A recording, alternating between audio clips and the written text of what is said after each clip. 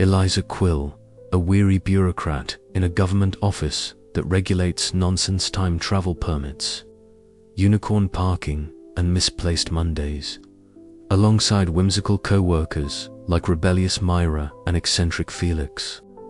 Eliza battles mounting chaos as absurdity begins to defy control. When a faceless auditor threatens to erase all illogic, Eliza must decide whether to preserve order or embrace the creative madness that keeps their world alive. Blending humor, satire, and surreal philosophy, the story explores bureaucracy, imagination, and the fragile balance between logic and lunacy in a world where nonsense is law. The Bureau of Absurd Affairs was not your typical government office. Nestled inconspicuously in a nondescript building on the corner of Anywhere and Nowhere streets, it looked from the outside like any other grey, bureaucratic establishment. Yet inside, fluorescent lights buzzed relentlessly over rows of desks piled high with paperwork that defied common sense. Here, the impossible was not merely tolerated, was licensed, catalogued, and regulated.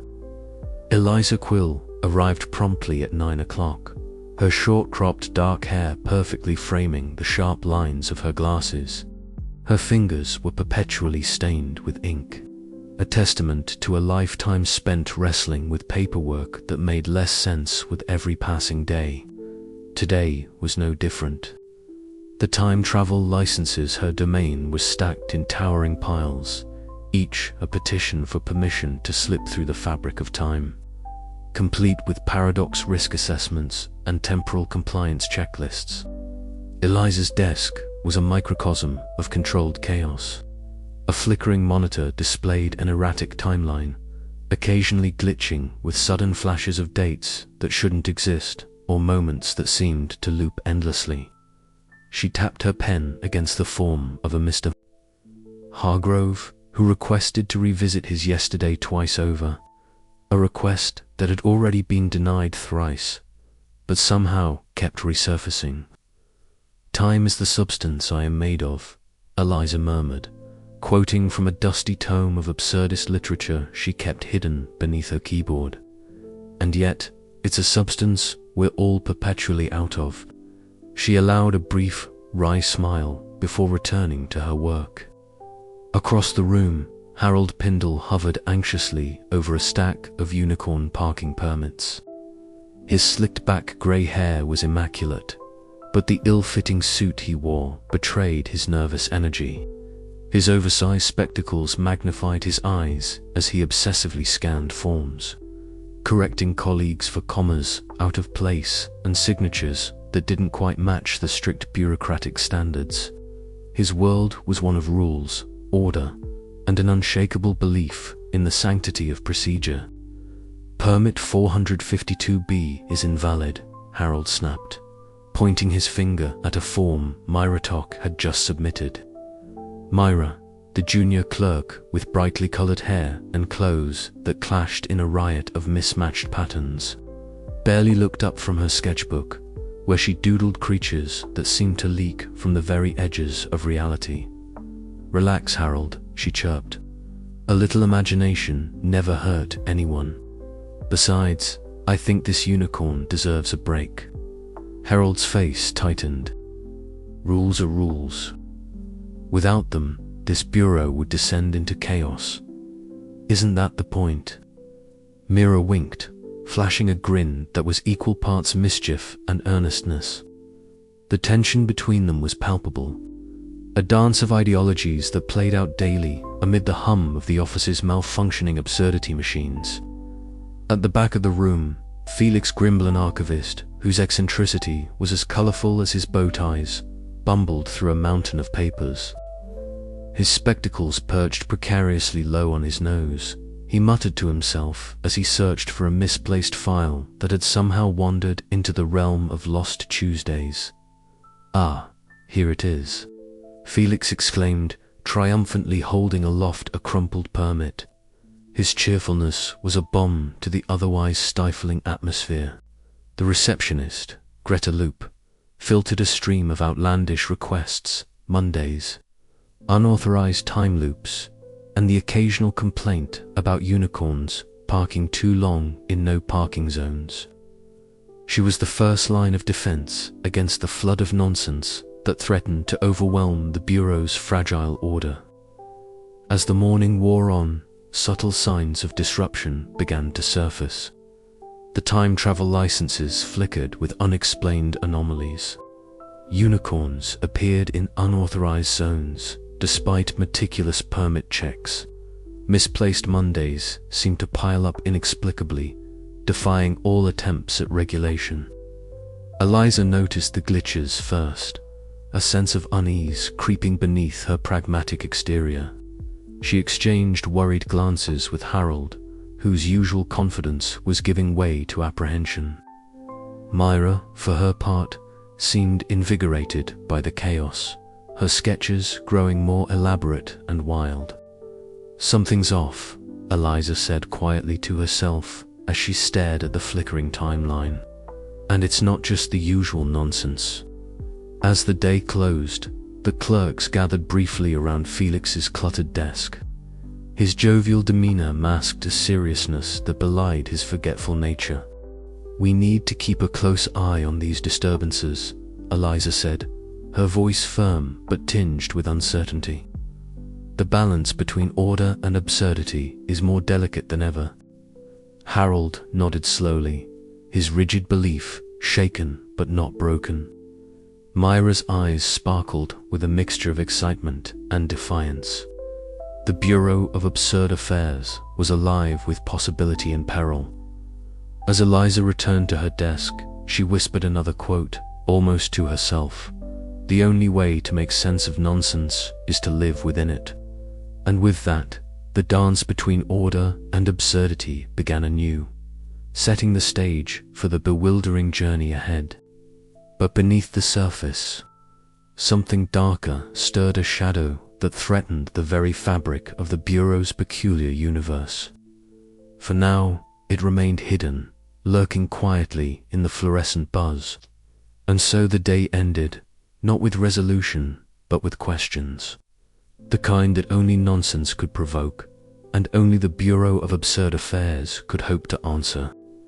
Eliza Quill's day began like any other in the fluorescent-lit maze of the Bureau of Absurd Affairs.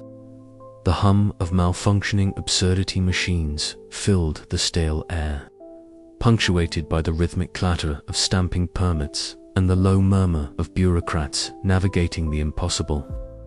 At her desk, a clutter of papers, pens, and half-empty coffee cups surrounded her like a fortress against the madness she willingly managed. Today, a particularly perplexing permit lay before her, a time travel license that shimmered and flickered as if caught in a temporal storm. The document's edges quivered, the ink twisting into new forms with every blink.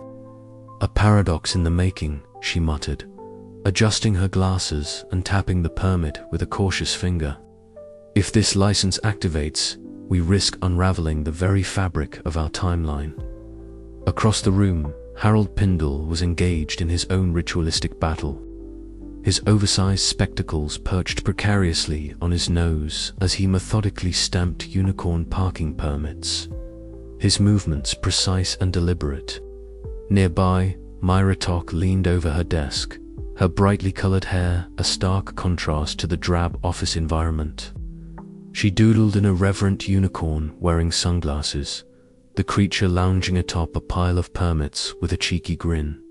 "Miss Tock," Harold's voice cracked like a whip. "These permits must be handled with the utmost seriousness. The regulations are clear. Unicorns may only park in designated zones, no exceptions." Myra glanced up, her eyes sparkling with mischief. "But Harold, sometimes the rules need a little flexibility. What harm could a unicorn parking a block away do? Maybe it just wants a latte." Harold's face reddened. "Rules are rules. Without them, chaos reigns." Eliza sighed, rubbing her temple. The clash was as inevitable as the nonsensical phenomena they regulated. Yet today, the absurdity felt different, more volatile. The time travel permit in her hands pulsed erratically, and the air around the unicorn parking area seemed charged with a faint, magical disturbance. She rose and made her way to the maintenance bay, where Nina Voss was hunched over a console, tools scattered around her like a nest of mechanical birds. The absurdity machines responsible for stabilizing temporal permits were flickering wildly, emitting soft beeps and occasional sparks. "Nina," Eliza called softly. "The glitches are getting worse. The paradoxes, they're bleeding through the system." Nina nodded without looking up. "I've been trying to recalibrate the temporal dampeners, but something's interfering at a fundamental level. It's not just a machine fault anymore." Back in the main office, Felix Grimble was lost in a sea of paperwork, his colorful bow tie askew as he muttered incoherently. Despite his cheerful demeanor, today bore a hint of unease. His fingertips traced the edges of a file labeled Misplaced Mondays, though his mind was distracted by the anomalies creeping into the time travel and unicorn permits. Suddenly, a loud clang echoed from the parking permit station. Myra and Harold turned sharply to see a unicorn, impossibly iridescent and yawning, standing in an unauthorized zone. Harold's face twisted in horror as he reached for his stamp. "This is a direct violation," he declared, stamping the air with frustration. Myra, however, knelt beside the creature, her eyes softening. "Maybe it's just tired of the rules," she whispered. "Maybe it's trying to remind us that nonsense doesn't always fit neatly into boxes." Eliza returned to her desk, the flickering permit now pulsing like a heartbeat. "If the phenomena we regulate start to defy our regulations," she mused aloud, "what becomes of the Bureau?" Harold's rigid posture softened momentarily as he considered her words. Even he could feel the cracks forming in the foundation of their orderly world. The day wore on with mounting tension. Eliza wrestled with the paradoxical permit, consulting Nina intermittently. Mira continued her quiet rebellion through doodles and whispered conversations, challenging Harold's dogma at every turn. Felix's eccentric investigations hinted at deeper disturbances, and Harold's anxiety grew, the specter of losing control looming large. As the office lights dimmed, Eliza penned a note to her supervisors, temporal anomalies escalating. Recommend immediate review of permit protocols and machine diagnostics. Potential risk to Bureau stability. Mira glanced over her shoulder, sketchbook open to a new drawing, a unicorn tangled in red tape, smiling wryly. "Maybe the nonsense is trying to tell us something," she said softly. Eliza nodded, a flicker of reluctant hope stirring beneath her frustration. The Bureau was unraveling, but perhaps, in that unraveling, lay the first threads of genuine absurdity worth embracing. And as the last permit was stamped and the final form filed, the office settled into an uneasy silence, the impossible quietly waiting to be understood. The question lingered, unspoken but unavoidable. How does one regulate nonsense when nonsense refuses to be regulated?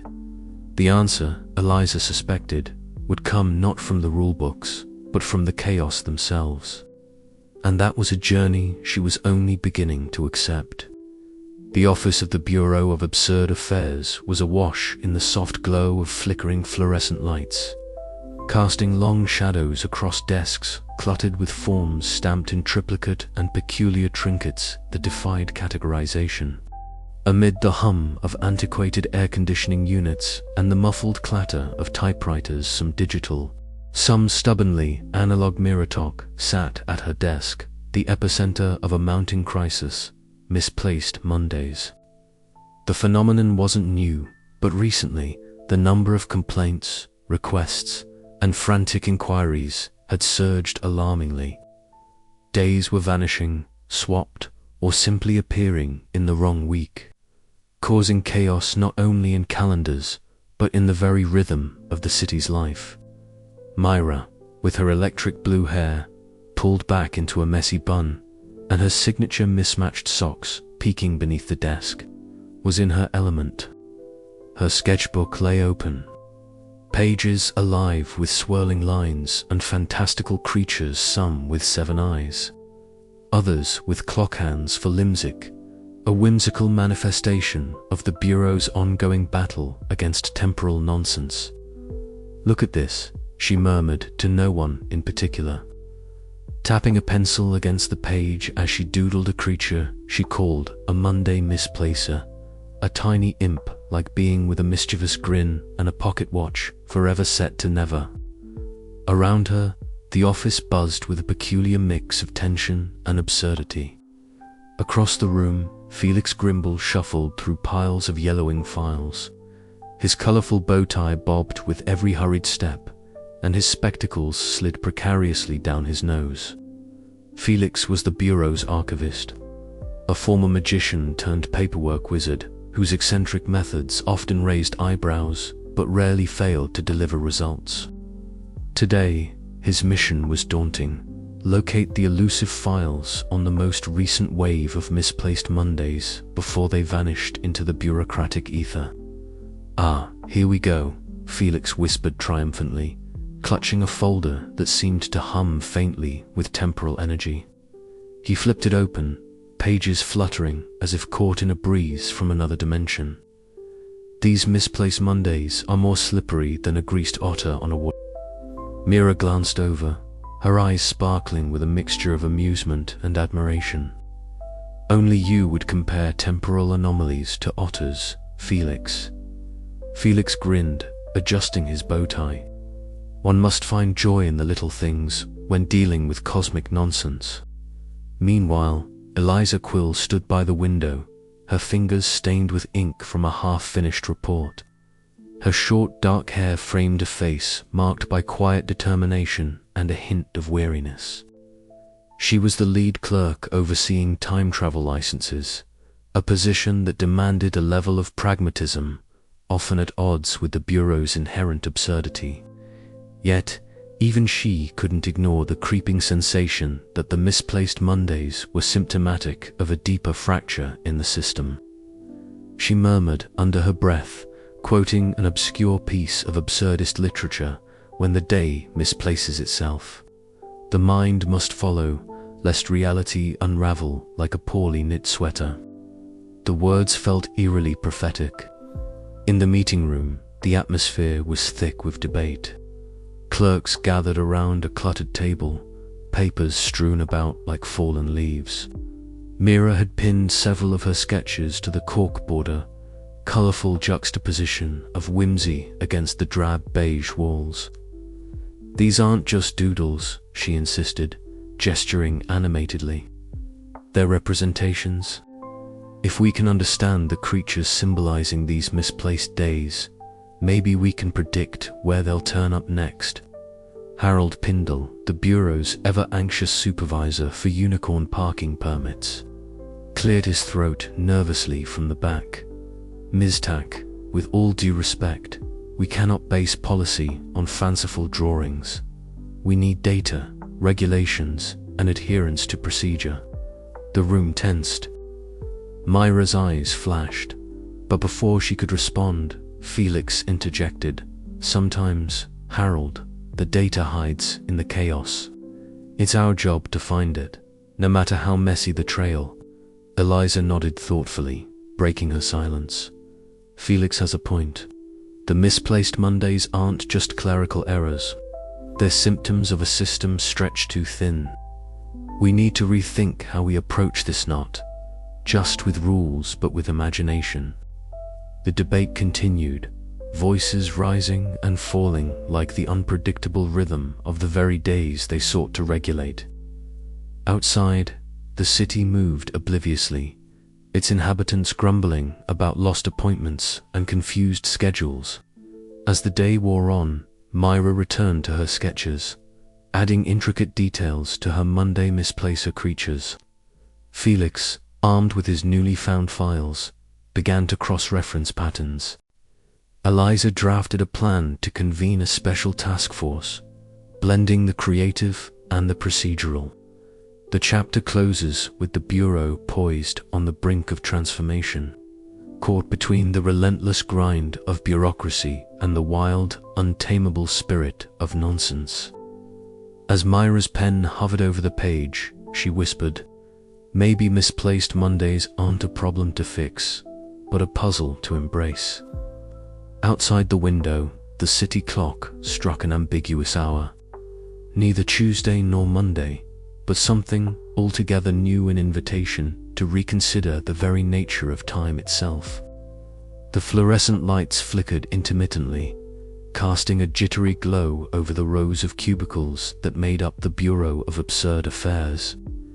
It was just past mid-morning, and the usual hum of copiers and the clatter of typewriters formed a discordant symphony in the stale air. Yet beneath the mundane sounds lay an undercurrent of unease, as if the very walls themselves sensed the shifting tides within the bureau. Eliza Quill sat at her desk, her eyes scanning the latest batch of time travel license applications. The forms were as bizarre as ever. One applicant requested permission for a temporal detour to the 17th century to attend a sorcerer's convention.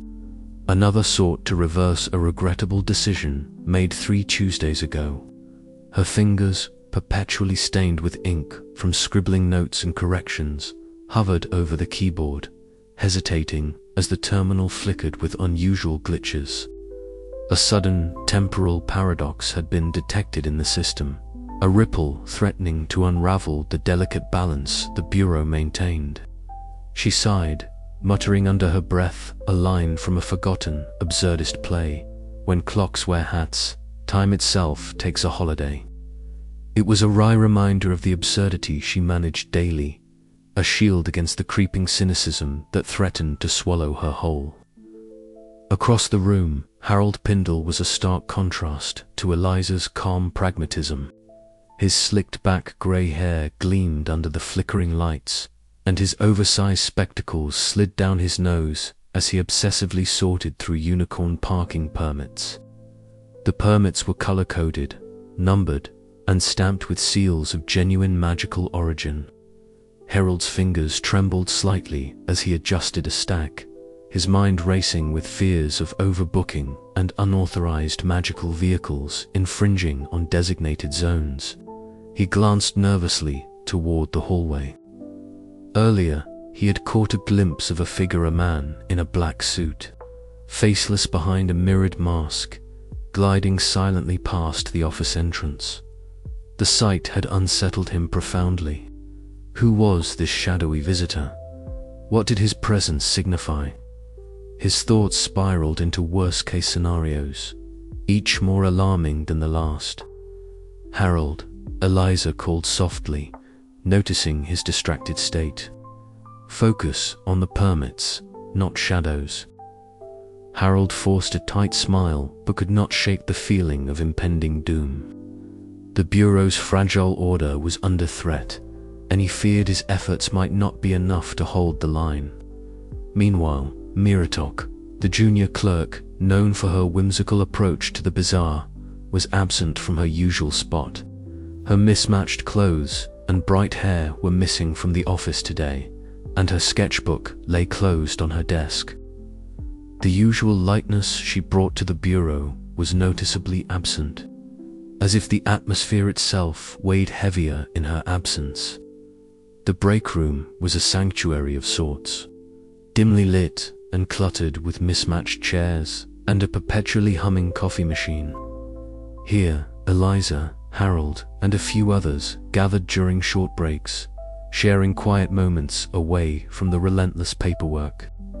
Today, the conversations were subdued, punctuated by uneasy silences and furtive glances toward the corridor. "Did you see him?" Harold whispered, the auditor. Eliza nodded, pushing her glasses up the bridge of her nose. "Yes.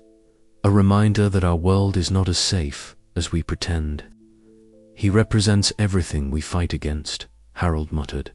"Cold logic, order without imagination, the end of nonsense. Eliza's eyes darkened with a mix of frustration and resolve. And yet, we cannot dismiss him.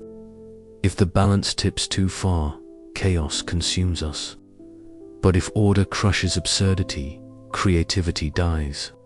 Their conversation was cut short by the sudden malfunction of a nearby absurdity machine, a device responsible for regulating misplaced Mondays. The machine emitted a high-pitched whine before sputtering to silence, sending a ripple of concern through the office. Eliza stood abruptly, her mind racing. We need to investigate. This is no ordinary glitch. Something bigger is stirring. Harold reluctantly agreed, the fear in his eyes mingling with a reluctant determination. The auditor's shadow loomed large, but the bureau's clerks were not yet ready to surrender their peculiar world. As the day wore on, the tension thickened. The faceless figure's presence was a silent challenge, a harbinger of the ideological war to come. Eliza's quiet rebellion through obscure literature, Harold's mounting anxiety, and the unseen forces gathering beyond the bureau's walls, all pointed toward a reckoning. The Bureau of Absurd Affairs had always danced on the edge of reason and nonsense, but now the music was changing. Whether they would stumble or find a new rhythm remained uncertain. For now, they braced themselves, caught in the uneasy twilight where logic met lunacy, and the fate of absurdity hung in the balance. As Eliza returned to her desk, she whispered another line from her cherished absurdist tome. A mantra against despair. In the land where the impossible is law, even shadows can teach us to see. The dance had begun, and the Bureau was ready to face the shadow that threatened to silence the music of nonsense. The office hummed with the usual drone of fluorescent lights and the soft rustle of papers, but beneath that veneer of monotony, a current of unrest stirred. Mythic sat at her cluttered desk, her brightly colored hair a stark contrast to the gray cubicles around her. She tapped her pen against a sketchbook filled with whimsical doodles, dragons wearing business suits, clocks melting into coffee cups, and a particularly cheeky unicorn balancing precariously on a tightrope. Today, however, her doodles were more than mere distractions. They were blueprints for rebellion. With a sly grin, Mira pulled out a form labeled Request for Exceptional Absurd Phenomena and began to fill it out. Unlike the usual mundane applications, hers described a reverse unicorn parade, a spectacle where unicorns would unwalk their usual routes in reverse order, creating a cascade of magical confusion that defied every regulation Harold Pindle had ever enforced. The form was dotted with colorful annotations and sealed with an enthusiastic flourish. As she slid the form across to the supervisor's desk, a hush fell over the nearby clerks who watched the unfolding scene with barely concealed amusement. Harold's slicked back grey hair seemed to bristle as he adjusted his oversized spectacles, his eyes narrowing to slits. "Miss Tock," he began, voice dripping with officious severity. "You are aware that such a request violates protocol for 7B, subsection 12, relating to the orderly conduct of magical creature movement." Mira met his gaze, undeterred. "Yes, Mr. Pindle, but isn't the whole point of the Bureau to manage the impossible? Perhaps sometimes the impossible needs a little improvisation." Harold's jaw tightened. Improvisation leads to chaos. Chaos leads to the unraveling of the regulatory fabric we so painstakingly maintain. And what if that fabric is meant to be a little unraveled? Mira shot back, her eyes sparkling with defiance. At that moment, Eliza Quill, seated a few desks away, observed the exchange with a mixture of bemusement and something more complex curiosity, perhaps. Her ink-stained fingers drummed lightly on the edge of a stack of time travel licenses, the latest batch riddled with paradox warnings and temporal anomalies. Usually, she maintained a pragmatic, almost cynical distance from the chaos that Myra seemed to court so eagerly. But today, Eliza found herself wondering if there was merit in embracing the unpredictable, in letting the absurd have its moment to breathe. The tension between Harold and Myra was soon interrupted by an unexpected commotion. A sudden influx of misplaced Monday requests flooded the system, triggering a cascade of absurd malfunctions. Calendars on every desk flipped backward, clocks chimed 13 times at irregular intervals, and a soft, disorienting hum filled the air as glitching absurdity machines sputtered and sparked. Myra laughed, a bright, uninhibited sound that cut through the office's usual sterility. See, a little chaos can be quite invigorating.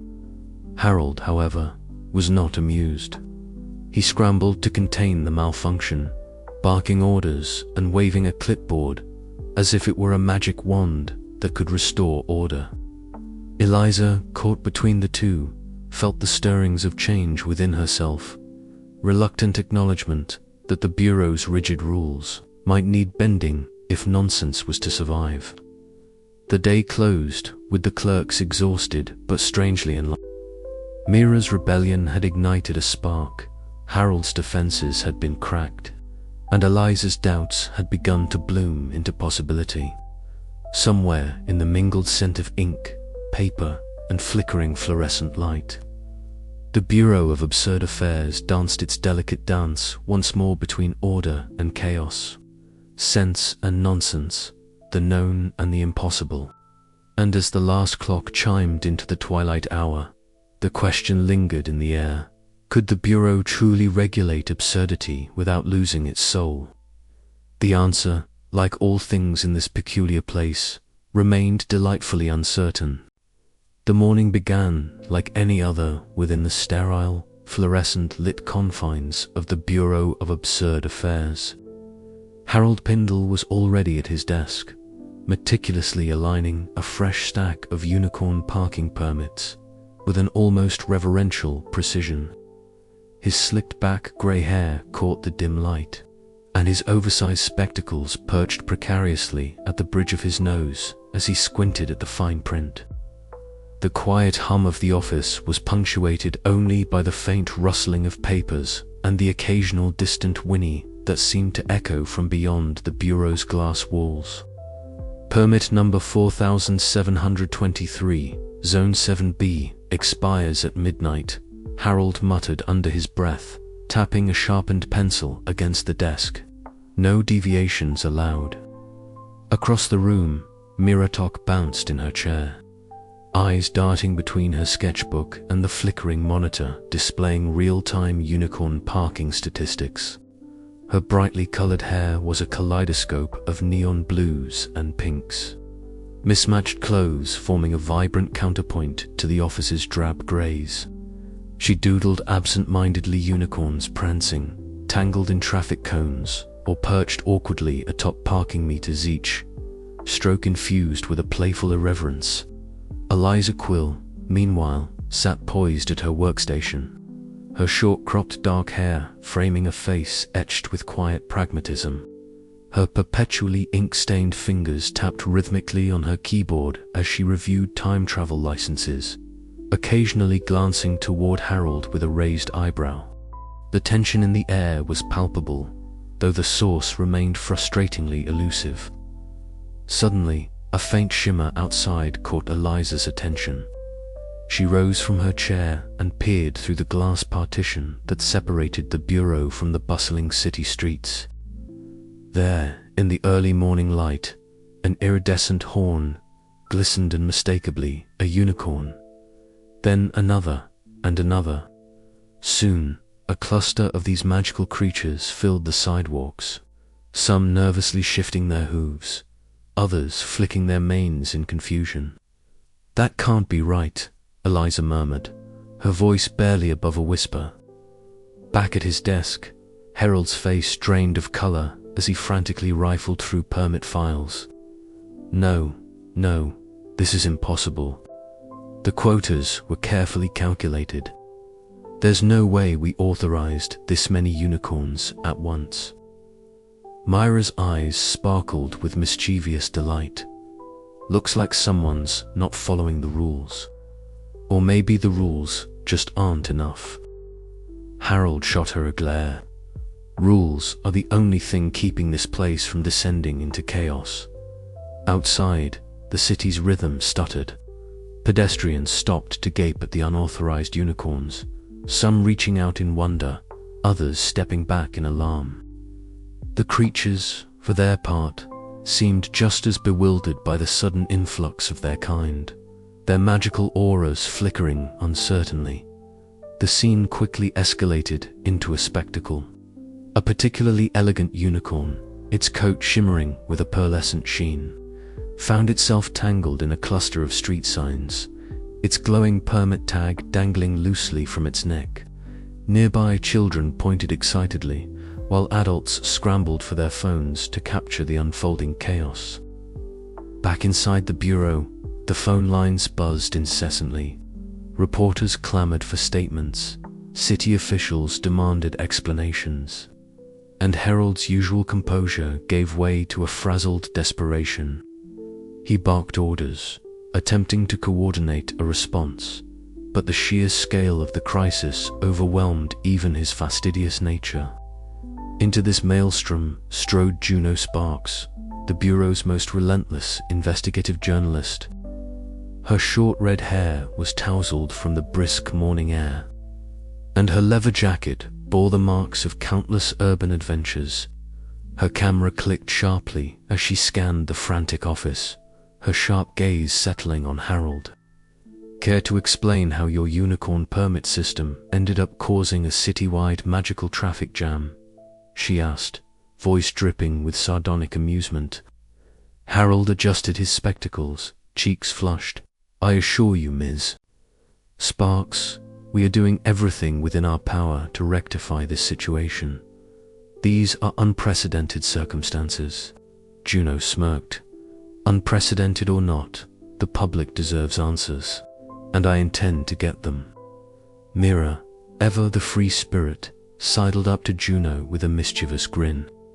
"Maybe it's time the Bureau loosened up a bit. Rules can't contain everything, you know."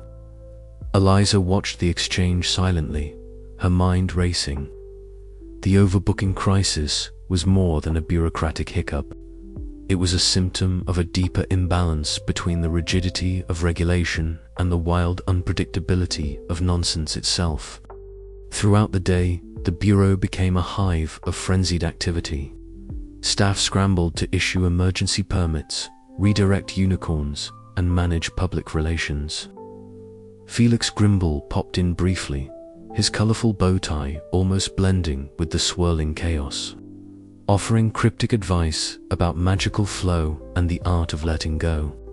Harold, usually unshakable in his devotion to procedure, found himself questioning the inflexibility he had always championed.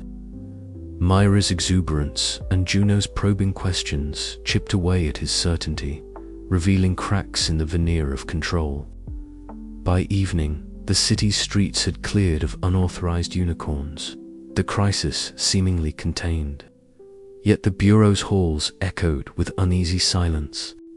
The overbooking had exposed vulnerabilities and sparked debates that would ripple through the organization for weeks to come. Eliza gathered the clerks for a brief meeting. "We must reconsider how we regulate nonsense," she said, her voice steady but tinged with newfound resolve. "If we cling too tightly to rules, we risk breaking the very magic we aim to protect." Harold nodded slowly, the weight of the day's events settling upon him. "Perhaps there is room for flexibility." Mira grinned, and a little chaos never hurt anyone. Outside, as twilight deepened, the city settled back into its peculiar rhythm. The Bureau of Absurd Affairs standing at the brink of transformation. Somewhere in the distance, the faintest hint of a unicorn's whistle echoed an enduring reminder that even in the most ordered systems, Absurdity finds a way to dance. The chapter closes with the Bureau facing an uncertain future, where the balance between order and chaos must be carefully negotiated. The question lingers: can the bureaucrats adapt quickly enough to embrace the unpredictable magic they regulate before the next crisis erupts?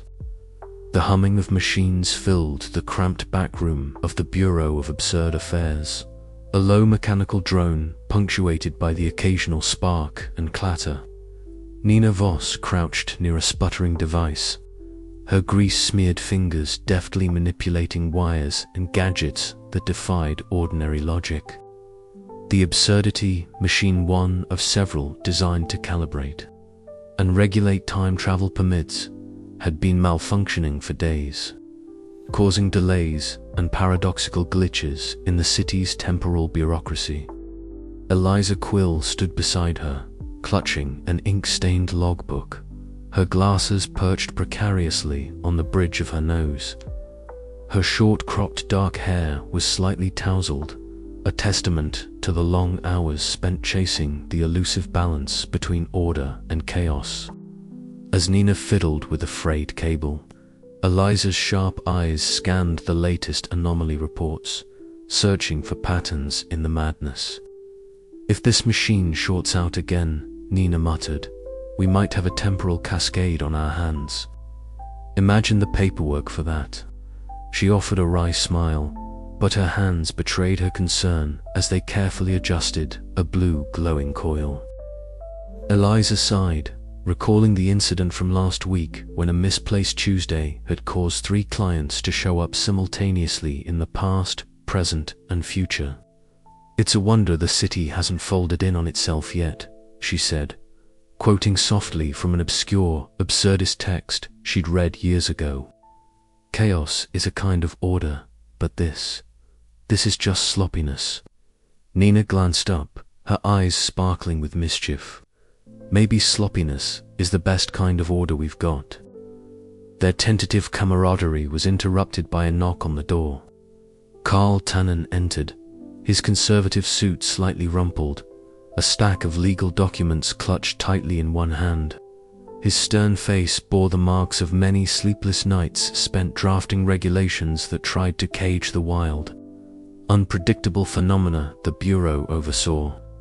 "Eliza," he began, his voice clipped, "we need to discuss the latest revisions to the temporal licensing guidelines. The current wording is too vague, allowing for too much interpretive leeway. We cannot afford such ambiguity." Eliza nodded, but her eyes flickered toward Nina, who gave a subtle shrug. Fixing a machine was one thing. Rewriting the rules that governed nonsense was another entirely. Later, in the dimly lit conference room, Carl stood before a whiteboard cluttered with diagrams and legalese. Harold Pindle, the Bureau's obsessive supervisor of unicorn parking permits, sat stiffly at the table, his oversized spectacles reflecting the fluorescent light. His suit was a size too large, his slicked back grey hair immaculate, but his expression increasingly anxious. "These proposed changes," Harold said nervously, tapping his pen against a sheaf of forms, "will open loopholes that could be exploited. Unicorns might park wherever they please, and time travel could become a free-for-all. We must maintain strict control." Carl's eyes narrowed. "Harold, the rigidity of your approach is precisely what's causing these paradoxes. We need flexibility to accommodate the unpredictable nature of nonsense." Harold's face flushed. Flexibility is a euphemism for chaos. Eliza, seated quietly at the back, watched the exchange with a mix of exasperation and amusement. The clash of personalities was as much a part of the Bureau's ecosystem as the absurd phenomena they regulated. Back in the workshop, Nina and Eliza tested the recently repaired machine. As it hummed steadily, emitting a soft blue glow, the tension in the room eased. "Looks like we're back in business," Nina said, wiping her hands on a rag. Eliza smiled faintly, the first genuine smile in days. For now, but the machines are only part of the equation. The rules, the people, everything has to align. Otherwise, the whole thing unravels. Their brief moment of hope was tempered by the knowledge that the Bureau's delicate machinery, both literal and figurative, was under constant threat from within and without. Harold's inflexibility, Carl's legal labyrinth, and the ever-creeping chaos of nonsense meant that every day was a battle to keep absurdity from spilling into anarchy. As the day wore on, Harold returned to his office, flustered and clutching his documents. Carl followed, ready to continue their endless debate over bureaucratic minutiae. Eliza remained behind, her fingers tapping a restless rhythm on her desk, already contemplating the next challenge. In the Bureau of Absurd Affairs, the dance between order and chaos played out not just in the phenomena they regulated, but in the hearts and minds of the clerks who managed the impossible. And as the fluorescent lights flickered overhead, one thing was certain: the absurdity was far from over. The fluorescent lights of the Bureau of Absurd Affairs flickered sporadically, casting long, jittery shadows across the endless rows of filing cabinets and permit shelves. Somewhere, deep within the vault of time travel licenses, a soft, irregular pulse echoed faintly, hum out of sync with the steady drone of bureaucracy. Eliza Quill stood before a translucent display panel, her glasses fogged slightly from hours spent hunched over documentation. Her fingers, perpetually ink-stained from the mountain of paperwork she managed, hovered hesitantly over the controls. The rogue license was an anomaly, a wild card threatening the delicate weave of nonsense the Bureau so painstakingly maintained. "Look at this," Eliza murmured, bringing the flickering license into sharp focus. The edges shimmered erratically, the dates and timestamps spinning in impossible loops. "It's generating a paradox, one that's bleeding into other permits. If it spreads, the entire system could collapse." Nina Voss appeared at her side, her tool belt jangling softly as she carried a compact diagnostic device. "I've been tracking glitches in the absurdity machines," she said, voice tight with concern. "This license is triggering malfunctions across multiple departments. Time travel permits are becoming unstable, and the machines that regulate them are overheating." Eliza nodded, her mind racing. "We need to isolate it, but the system's architecture wasn't built for this kind of anomaly. It's like trying to patch a crack in reality with duct tape." Felix Grimble shuffled in, spectacles perched precariously low on his nose. "I might have something," he said, fingers twitching as if conjuring magic from thin air. Old records hint at a similar event decades ago, though the details are sparse. "If we can find the original containment protocols, there might be a way to stabilize the paradox." The three of them gathered around a cluttered desk, papers and glowing tablets strewn about like the remnants of a storm. Felix pulled out a dusty, leather-bound ledger, its pages yellowed and curling. "Here," he said, pointing to a cryptic entry, "the temporal anomaly directive. It's incomplete, but it suggests using synchronized absurdity pulses to neutralize paradoxical energy." Nina frowned. "Our absurdity machines can generate those pulses, but they're delicate and prone to failure. We'd need to recalibrate the entire network to respond in unison." Eliza's gaze hardened with resolve. "Then that's what we'll do. This bureau exists because nonsense needs rules, but sometimes the rules need to bend. Let's get to work." The next hours blurred into a whirlwind of activity. Nina crawled beneath humming consoles, her hands deftly rewiring circuits and adjusting flux capacitors devices that looked suspiciously like overgrown toaster ovens patched with bits of clockwork. Felix flitted between filing cabinets, and arcane tomes, muttering fragments of forgotten spells that seemed to spark faintly in the sterile air.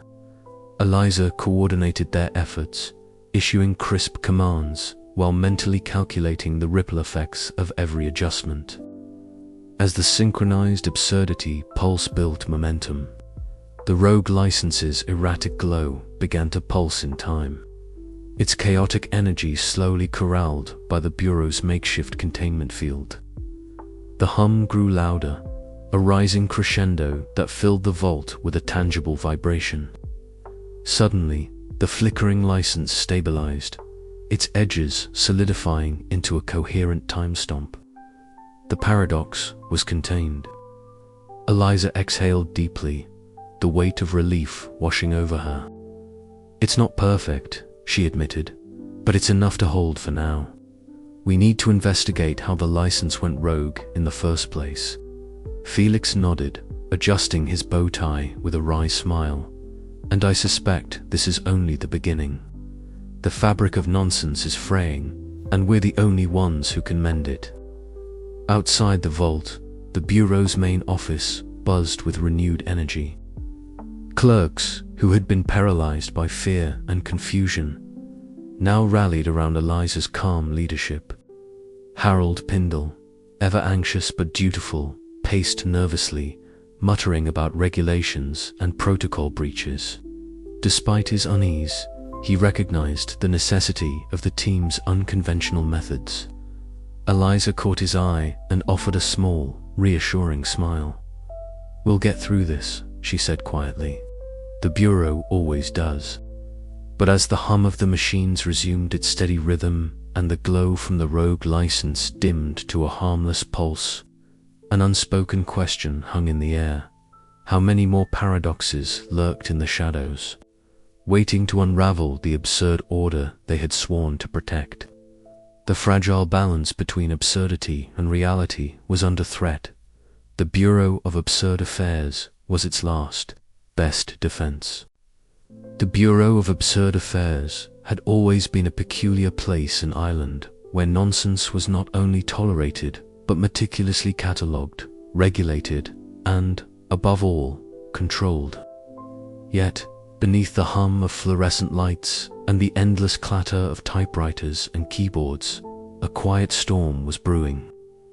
It began with whispers, subtle hints exchanged in hushed tones behind closed doors and flickering computer screens showing lines of code that should never have been tampered with.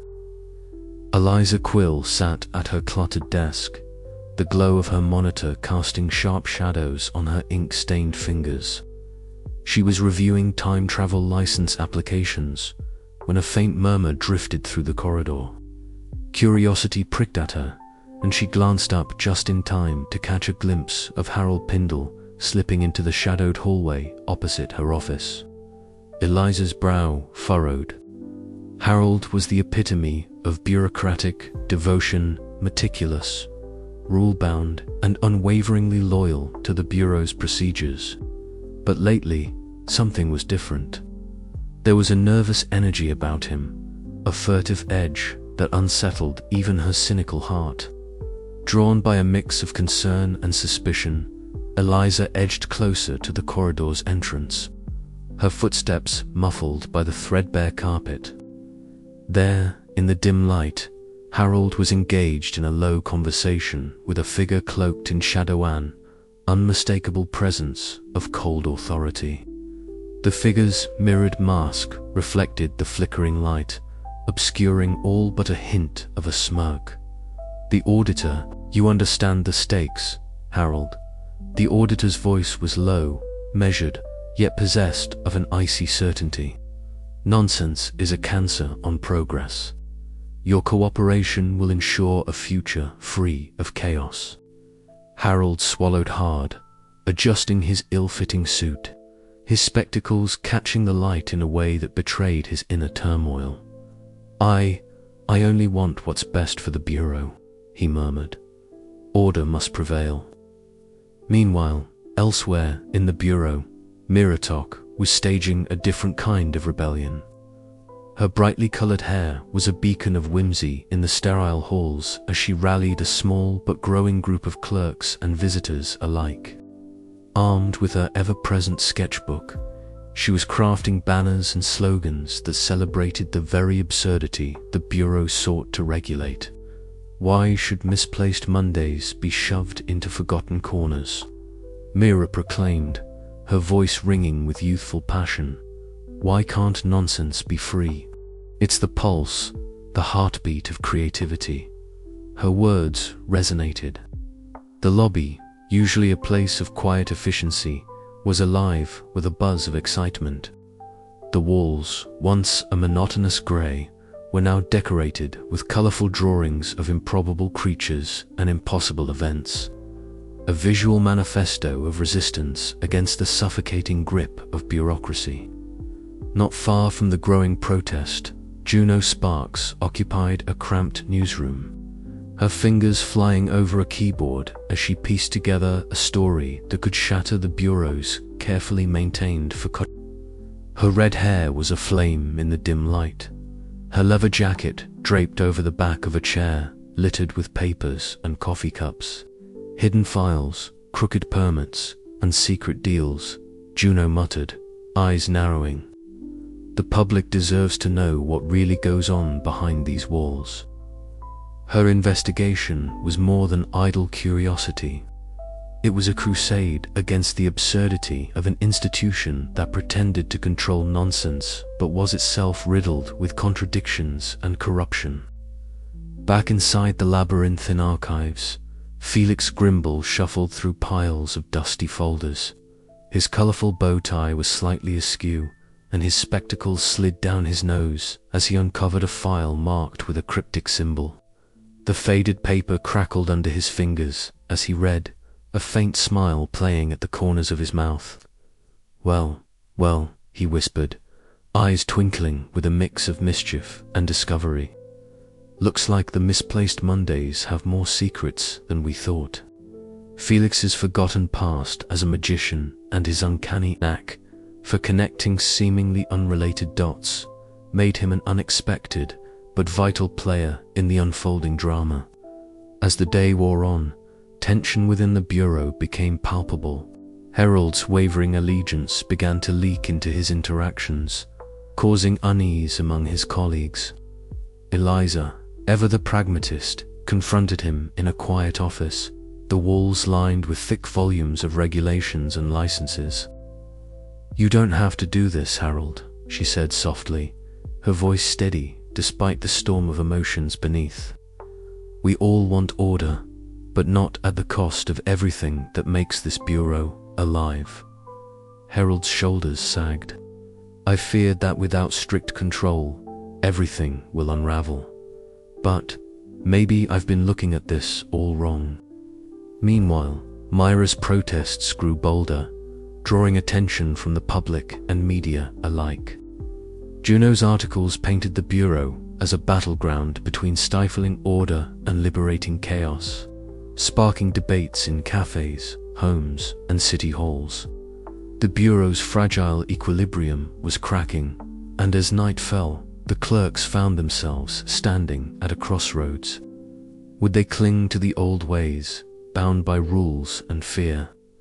Or would they embrace the unpredictable, the absurd, and the wonderfully impossible? The answer, like the Bureau itself, was anything but certain. And as the shadows lengthened, the whispered conspiracies promised that the coming days would challenge everything they thought they knew about nonsense, order, and the delicate dance between them. The stage was set. The players, some unwilling, some inspired, were ready. The Bureau of Absurd Affairs was about to face its greatest trial yet, one that would test the limits of bureaucracy, friendship, and the very nature of absurdity itself. And in the quiet corners of its endless corridors, the question lingered. Could nonsense survive when threatened by the cold hand of logic? Only time, and perhaps a little madness, would tell. The office was unusually quiet when Eliza Quill first noticed the subtle anomalies in the communication logs. A misplaced time stamp here, an oddly phrased memo, they're little things that didn't quite align with the usual bureaucratic humdrum. But as she delved deeper into the dusty archives, the truth unfolded like a taut string unraveling a knot. Harold Pindle, the steadfast supervisor whose allegiance to protocol was as legendary as his obsession with unicorn parking permits, had been quietly negotiating with the auditor's faction. Eliza sat alone under the flickering glow of the archive room's fluorescent lights, the stale scent of aged paper thick in the air. Her fingers, ink-stained and steady, traced the lines of coded correspondence that hinted at Harold's near defection. Each word was a dagger of disbelief. How could the man who policed every comma and dash in their absurd licenses contemplate betraying the Bureau's very mission? The revelation hit the Bureau like a thunderclap. Rumors spread fast through the labyrinthine corridors lined with filing cabinets stuffed with permits for impossibilities. Miratok, with her riot of brightly colored hair and infectious enthusiasm, was the first to transform shock into action. She commandeered the main office, a space usually filled with the relentless tap of typewriters and the murmur of meticulous clerks, turning it into a vibrant stage for protest. Banners with slogans like "Embrace the absurd" and "Chaos is bureaucracy's best friend" fluttered amid the clatter. Myra's voice rose above the din, rallying her colleagues with a mix of whimsy and fierce resolve. The usually subdued clerks found themselves swept up in a wave of energy that defied the sterile rules they'd lived by. Meanwhile, Harold found himself cornered in the quiet of the conference room. His slicked-back grey hair seemed uncharacteristically disheveled under the weight of his conscience. Facing Eliza's unwavering gaze, he was a man stripped bare of his usual defenses. The absurdly oversized clock on the wall ticked relentlessly, each second an echo of his fractured loyalty. "I never meant to harm the Bureau," he confessed quietly, voice trembling. "I believed the auditor's vision of order was right, but I was wrong. I see now that without nonsense, there is no life." Eliza's disappointment was palpable, but beneath it lay a flicker of understanding. The Bureau was built on contradictions, order and chaos entwined in a delicate dance. Harold's misstep was a painful reminder of their shared humanity amid the madness. Outside, Juno Sparks documented the unfolding drama with her ever-present camera. The clicks of her shutter punctuated the chorus of chants and laughter, capturing the Bureau's moment of reckoning.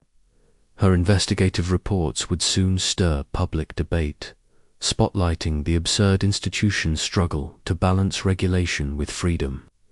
Felix Grimble, the eccentric archivist, watched the protest with a bemused smile, colorful bow ties slightly askew.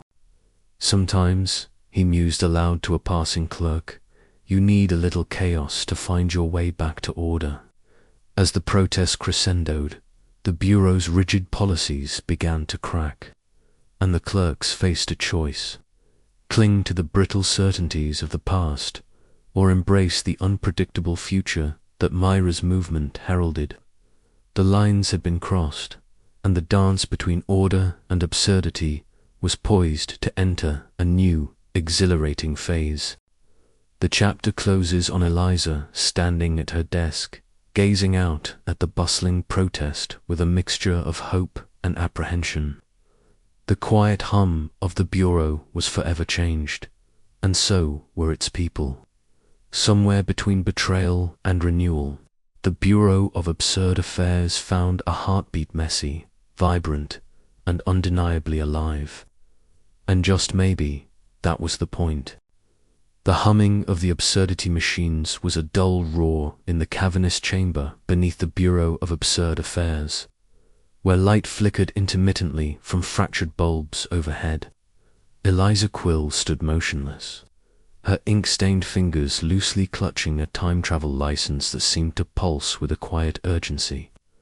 Her short-cropped dark hair caught stray beams of light as she adjusted her glasses, eyes narrowing against the dimness. Across from her, the auditor stood a stoic figure clad in a perfectly tailored black suit, their face obscured behind a mirrored mask that reflected Eliza's own image back at her. The silence between them was thick, pregnant with unspoken truths and the weight of years. Eliza, the auditor's voice was smooth yet cold, echoing softly in the chamber. You've come far since the days when misplaced Tuesdays nearly unraveled this entire bureau. Eliza's breath caught. That day was etched into her memory, a chaotic blur of temporal dissonance and bureaucratic collapse. She remembered the frantic shouts, the endless reams of paperwork, and the sinking feeling that the rules they enforced were as fragile as the nonsense they sought to regulate. "I didn't expect to see you here," she said, voice steady despite the tension coiling in her chest. "After all, you left the bureau for a reason." The auditor's mirrored masks seemed to shimmer, distorting their reflection. "I left because the bureau became a prisoner cage of contradictions. You cling to chaos wrapped in red tape, but I seek a future where reason prevails." Eliza's gaze sharpened. And what of creativity, imagination, the very essence of nonsense? "Imagination is a luxury that order cannot afford," the auditor replied flatly. "Your so-called absurdity threatens progress. It is my mission to cleanse this city of the distractions that impede true advancement." For a moment, the only sound was the low hum of the machines, their erratic flickers casting fractured shadows on the concrete walls. Then Eliza found her voice, quoting softly, "The truth will set you free, but first it will make you miserable." The auditor tilted their head, intrigued. "Vonnegut, a philosopher of the absurd," Eliza replied with a faint smile. "He understood the delicate dance we perform here between order and chaos, logic and nonsense."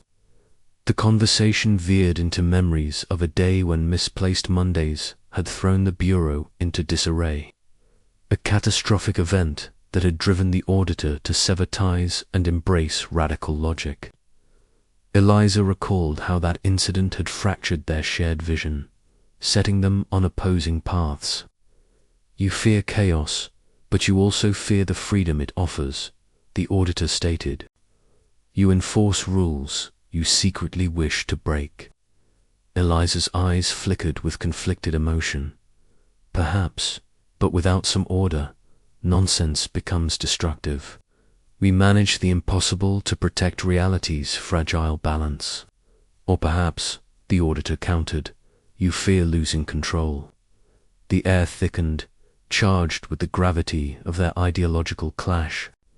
Outside the chamber, the bureau's fluorescent-lit offices buzzed with the clatter of typewriters and murmurs of clerks navigating their daily absurdities. Here, in this hidden sanctuary, two visions for the future collided, a battle not just of policies, but of philosophies. After a long pause, the auditor stepped closer, the mirrored mask reflecting Eliza's resolute face. "You must decide, Eliza. Will you uphold a fading order or embrace the chaos that defines us?" Her heart pounded, the weight of their shared history pressing upon her. The bureau's fate and, perhaps the very fabric of nonsense itself, hinged on her choice.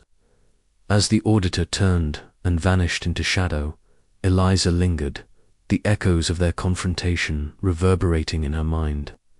She traced a finger over the license in her hand, the edges worn from years of handling. Somewhere between the rigid lines of regulation and the wild contours of absurdity lay a new path. Returning to the bustling office floor, Eliza found herself surrounded by the familiar cacophony of bureaucratic madness papers shuffled, phones ringing, and Myra's whimsical doodles brightening the grey walls. The dance between order and chaos continued, and Eliza felt the stirrings of change within her. With a deep breath, she stepped forward, ready to face the uncertainty ahead. The auditor's gambit had been laid bare, but the game was far from over. In the heart of the Bureau of Absurd Affairs, the future waited poised between the cold logic of eradication and the hopeful absurdity of imagination. And Eliza Quill would choose the next move. The air inside the Bureau of Absurd Affairs was thick with a peculiar tension, the kind that seems to settle just before a storm of the impossible. Felix Grimble, the Bureau's archivist, sat hunched over a cluttered desk in the depths of the archive room, surrounded by towering piles of dusty files and faded permits. His colorful bow tie bobbed rhythmically as he hummed an old tune, fingers riffling through brittle paper with surprising dexterity. It was an ordinary day by the Bureau's standards, yet beneath the surface a tempest was brewing. Felix's eccentricity was well known, a retired magician turned bureaucrat whose forgetfulness was only rivaled by his uncanny ability to find exactly what was needed in the most chaotic of messes. But today, his usual scatterbrained demeanor was sharpened by a flicker of recognition. Tucked away in the farthest corner of the archive, behind stacks of misplaced paperwork, was a narrow drawer etched with faded gold lettering, Arcane Anomalies. Felix's heart quickened as he slid it open, revealing a collection of ancient scrolls, cryptic diagrams, and a peculiar assortment of objects that seemed to hum with latent energy. Eliza Quill, the lead clerk, known for her wry pragmatism and ink-stained fingers, entered quietly, drawn by the soft glow emanating from the drawer. Mythic, with her vibrant hair and mismatched clothes, trailed behind, clutching her ever-present sketchbook. They exchanged curious glances as Felix pulled out a thin, weathered tome bound in worn leather. "I thought the misplaced Mondays were simply a clerical nightmare," Felix said, adjusting his spectacles, "but it seems there's a deeper, more magical root to this chaos." Eliza raised an eyebrow. "Magic, Mr. Grimble? I thought we left that kind of nonsense to the realm of metaphor." Felix chuckled, a warm, conspiratorial sound. "Ah, but nonsense is our business, isn't it? I must confess, before I joined this bureau, I was something of a magician myself, not the sort who pulls rabbits from hats, but one who understood the delicate dance between reality and the impossible." Myra's eyes sparkled with excitement. "You mean like real magic?" "Indeed," Felix nodded, "and it's precisely this forgotten knowledge that may help solve our current predicament." Over the next hours, Felix demonstrated subtle sleights of hand that produced shimmering, glowing calendar pages, each flickering through days and weeks. These ethereal pages revealed glimpses of the lost Mondays, trapped in temporal limbo, days that never quite arrived, suspended in a bureaucratic purgatory. Harold Pindle, the ever-anxious supervisor with his slicked-back grey hair and oversized spectacles, arrived just in time to witness the spectacle. His face twitched with a mix of disbelief and unease. "This is highly irregular," he muttered, adjusting his ill-fitting suit. "Magic has no place in protocol." Felix smiled gently. "Sometimes, Harold, the rigidity of protocol must bend to accommodate the unpredictable. These misplaced Mondays are not mere errors. They are disruptions in the fabric of our regulated nonsense. The ancient rituals I learned involve a precise balance, a blend of order and chaos." The room filled with a hum of anticipation as Felix prepared a makeshift ritual circle in the Bureau's break room, repurposing discarded forms and bureaucratic stamps as arcane symbols. Eliza and Myra stood nearby, their skepticism softening into cautious hope. Harold hovered at the edge, torn between his fear of change and the undeniable efficacy of Felix's methods. Felix began the incantation, a strange melody that wove through the fluorescent-lit office, mingling with the rustle of papers and the faint clacking of keyboards. The air thickened with surreal energy as glowing symbols danced across the walls, and the misplaced Mondays began to coalesce, shimmering into tangible forms. Minutes felt like hours as the bureau held its collective breath. Then, with a final flourish, Felix's ritual sealed the lost days back into the temporal flow, restoring balance. The crisis averted, a wave of relief and exhilaration washed over the clerks. "Remarkable," Eliza murmured, her cynical armor cracking. "Perhaps there is room for a little magic in our order after all." Myra grinned, already sketching the glowing calendar page in her notebook. Harold, still adjusting his spectacles, nodded slowly, a reluctant smile tugging at his lips. Felix's forgotten magic had not only saved the bureau from collapse, but had reignited its belief in the possibilities that lay at the intersection of absurdity and bureaucracy. As the fluorescent lights flickered overhead, the clerks of the Bureau of Absurd Affairs began to envision a future where creativity and regulation danced hand in hand. A future where nonsense was not just managed, but embraced. Yet, even as the misplaced Mondays settled back into their rightful place, a question lingered in the air. How could the Bureau integrate this rediscovered magic into its rigid framework, without unraveling the delicate balance they had fought so hard to maintain? The answer, much like the Bureau itself, remained tantalizingly elusive, waiting to be uncovered amid the swirling chaos of absurdity. And so, with hopeful hearts and bemused smiles, the clerks prepared to face whatever new impossibilities tomorrow might bring, their world forever altered by the forgotten magic of Felix Grimble. The city square was alive with an unusual energy that morning. Around the worn stone fountain, a gathering had formed, but this was no ordinary crowd. Amid the usual hustle of urban life, a vibrant swirl of color and sound burst forth. Hand-painted signs bobbed in the air, each emblazoned with slogans that were equal parts bureaucratic jargon and playful nonsense.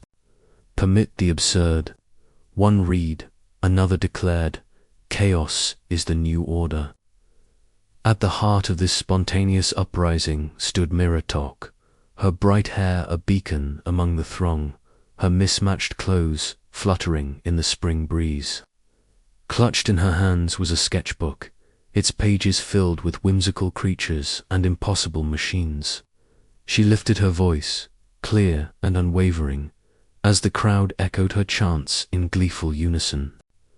The scene was a celebration of absurdity itself, a deliberate, creative rebellion against the rigid strictures that had long defined the Bureau of Absurd Affairs. Back inside the Bureau's fluorescent-lit corridors, the atmosphere was far more subdued, but no less charged. Eliza Quill sat behind her cluttered desk, her fingers ink-stained from hours of paperwork. Her gaze drifted away from the temporal paradox forms to a doodle left on a scrap of paper, Myra's handiwork, a clock with melting numbers dancing across the page in a carefree jig. The image stirred something inside Eliza, a quiet challenge to her long-held skepticism. Around her, the steady hum of office chatter and the clatter of keyboards filled the air. But her mind was elsewhere, turning over the possibilities that chaos might hold. Meanwhile, Juno Sparks prowled the edges of the protest, camera slung over her leather-jacketed shoulder.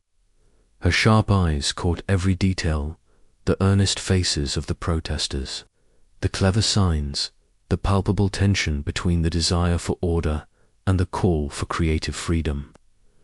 Juno's voice, clipped and incisive, carried over the crowd as she conducted interviews, capturing voices that ranged from hopeful idealism to wary pragmatism. Her report would soon ripple through the city's consciousness, stirring debate and forcing the public to confront the strange necessity of the Bureau they had long regarded with bemused frustration. In stark contrast, Harold Pindle sat hunched in his cramped office, surrounded by towering stacks of unicorn parking permit forms. His slicked-back grey hair was disheveled, oversized spectacles slipping down his nose as he muttered corrections under his breath. Each new email about the protests or Juno's expos sent a ripple of anxiety through him. The rules he had devoted his life to upholding now seemed under siege. Yet, beneath his resistance, a small, reluctant part of him began to acknowledge the shifting tides. As days passed, Mira's movement gathered momentum. The Bureau's halls echoed with whispers of change clerks, who once clung firmly to procedure, found themselves questioning the very foundations of their work. Eliza, in particular, felt the stirrings of transformation. She began to see the unpredictable nature of nonsense not as a threat, but as an essential facet of the Bureau's existence. Her conversations with Myra grew more open, their debates a blend of pragmatism and whimsy that breathed new life into the office. Juno's articles painted the Bureau in vivid hues of satire and admiration, exposing its absurdities while highlighting the human need for such an institution. The public response was electric, a mix of curiosity, skepticism, and support that mirrored the complex emotions within the Bureau itself. Harold remained torn, but found himself drawn into policy discussions that sought to balance structure with flexibility, a delicate dance between order and chaos that no one had dared attempt before. By the chapter's end, the Bureau of Absurd Affairs was no longer merely a place of rules and paperwork. It had become a crucible of change, where the art of absurdity was not only acknowledged but embraced. The characters stood on the brink of a new era, their roles evolving as the lines between bureaucracy and creativity blurred. Eliza's newfound openness hinted at future transformations, while Myra's infectious enthusiasm promised continued disruption. As the sun set behind the city skyline, the Bureau's fluorescent lights flickered softly, casting long shadows that seemed to dance in time with the possibilities ahead. The story of nonsense regulation was far from over. In fact, it had just begun its most unpredictable chapter yet. Perhaps, Eliza mused quietly to herself, the true absurdity lies not in the nonsense we regulate, but in our resistance to it. And with that thought, the dance between order and chaos continued, inviting all who dared to join. The conference room buzzed with a delicate energy, neither wholly chaotic nor comfortably ordered. Sunlight slanted through the dusty blinds, scattering golden bars across the cluttered table beneath which legal parchments sprawled in disarray. Carl Tannen, the Bureau's legal architect, stood at the head of the table, his fingers dancing with a worn marker on the whiteboard. The air smelled faintly of stale coffee and paper, interspersed with the faint scent of Myra Tock's brightly colored ink from her ever-present sketchbook. Now, Carl began, voice steady but animated, we need to rethink these regulations, not just tweak, but fundamentally reimagine them. Our current framework is, how shall we say it, strangling the very essence of what we regulate. Harold Pindle sat stiffly, his arms crossed tightly over his chest, his spectacles reflecting the chaotic scrawl on the board. I fail to see how relaxing rules will help maintain order, he said, his tone edged with anxiety. We have a mandate to preserve control. Without it, the Bureau might as well be a circus. Eliza Quill leaned forward, her ink-stained fingers tapping lightly against the table. Harold, control doesn't have to mean rigidity. Absurdity requires a framework, yes, but one that breathes. Rules that adapt rather than constrict. Think of it as a living document. Miratok smiled brightly, eyes flashing with mischief. I say let's make room for a little creative chaos. Like, Imagine if unicorn parking zones had imaginative overflow areas where rules flex with the mood of the city. Carl chuckled. Ah, the infamous imaginative overflow might just be the clause that saves us all from bureaucratic doom. Harold's brow furrowed, but there was a flicker of curiosity beneath his usual rigidity. As Carl outlined proposals for flexible clauses, allowing creative interpretations, conditional exemptions for unpredictable phenomena, and adaptive guidelines that could evolve with the city's absurdity of slow transformation began to take hold. Minutes turned to hours as the clerks debated, argued, and occasionally laughed. Myra's exuberance injected a lightness that counterbalanced Harold's meticulous caution. Eliza acted as mediator, her pragmatic yet open-minded approach smoothing tensions with quiet wisdom. At one point, Harold hesitated before crossing out a regulation he'd defended fiercely days before. His hands trembled, slightly a rare crack in his composed facade. Eliza met his gaze steadily, offering silent encouragement. "Change is difficult, but sometimes necessary," she said softly. The room's atmosphere shifted from defensive to collaborative. Myra proposed an amendment that allowed parking zones to be redefined seasonally based on the whimsical needs of the unicorn population. A suggestion initially met with incredulous stares, but eventually met with reluctant nods. Her laughter, bright and infectious, broke the tension, reminding everyone that absurdity was not just a problem to manage, but a joy to embrace. Carl meticulously transcribed each agreed-upon change, his pen moving faster than ever before as the new document took shape. A blueprint for a bureau not shackled by inflexible laws, but guided by principles that honored both order and the unpredictable magic of nonsense. As the day waned, the clerks gathered their papers, their faces reflecting a mixture of accomplishment and uncertainty.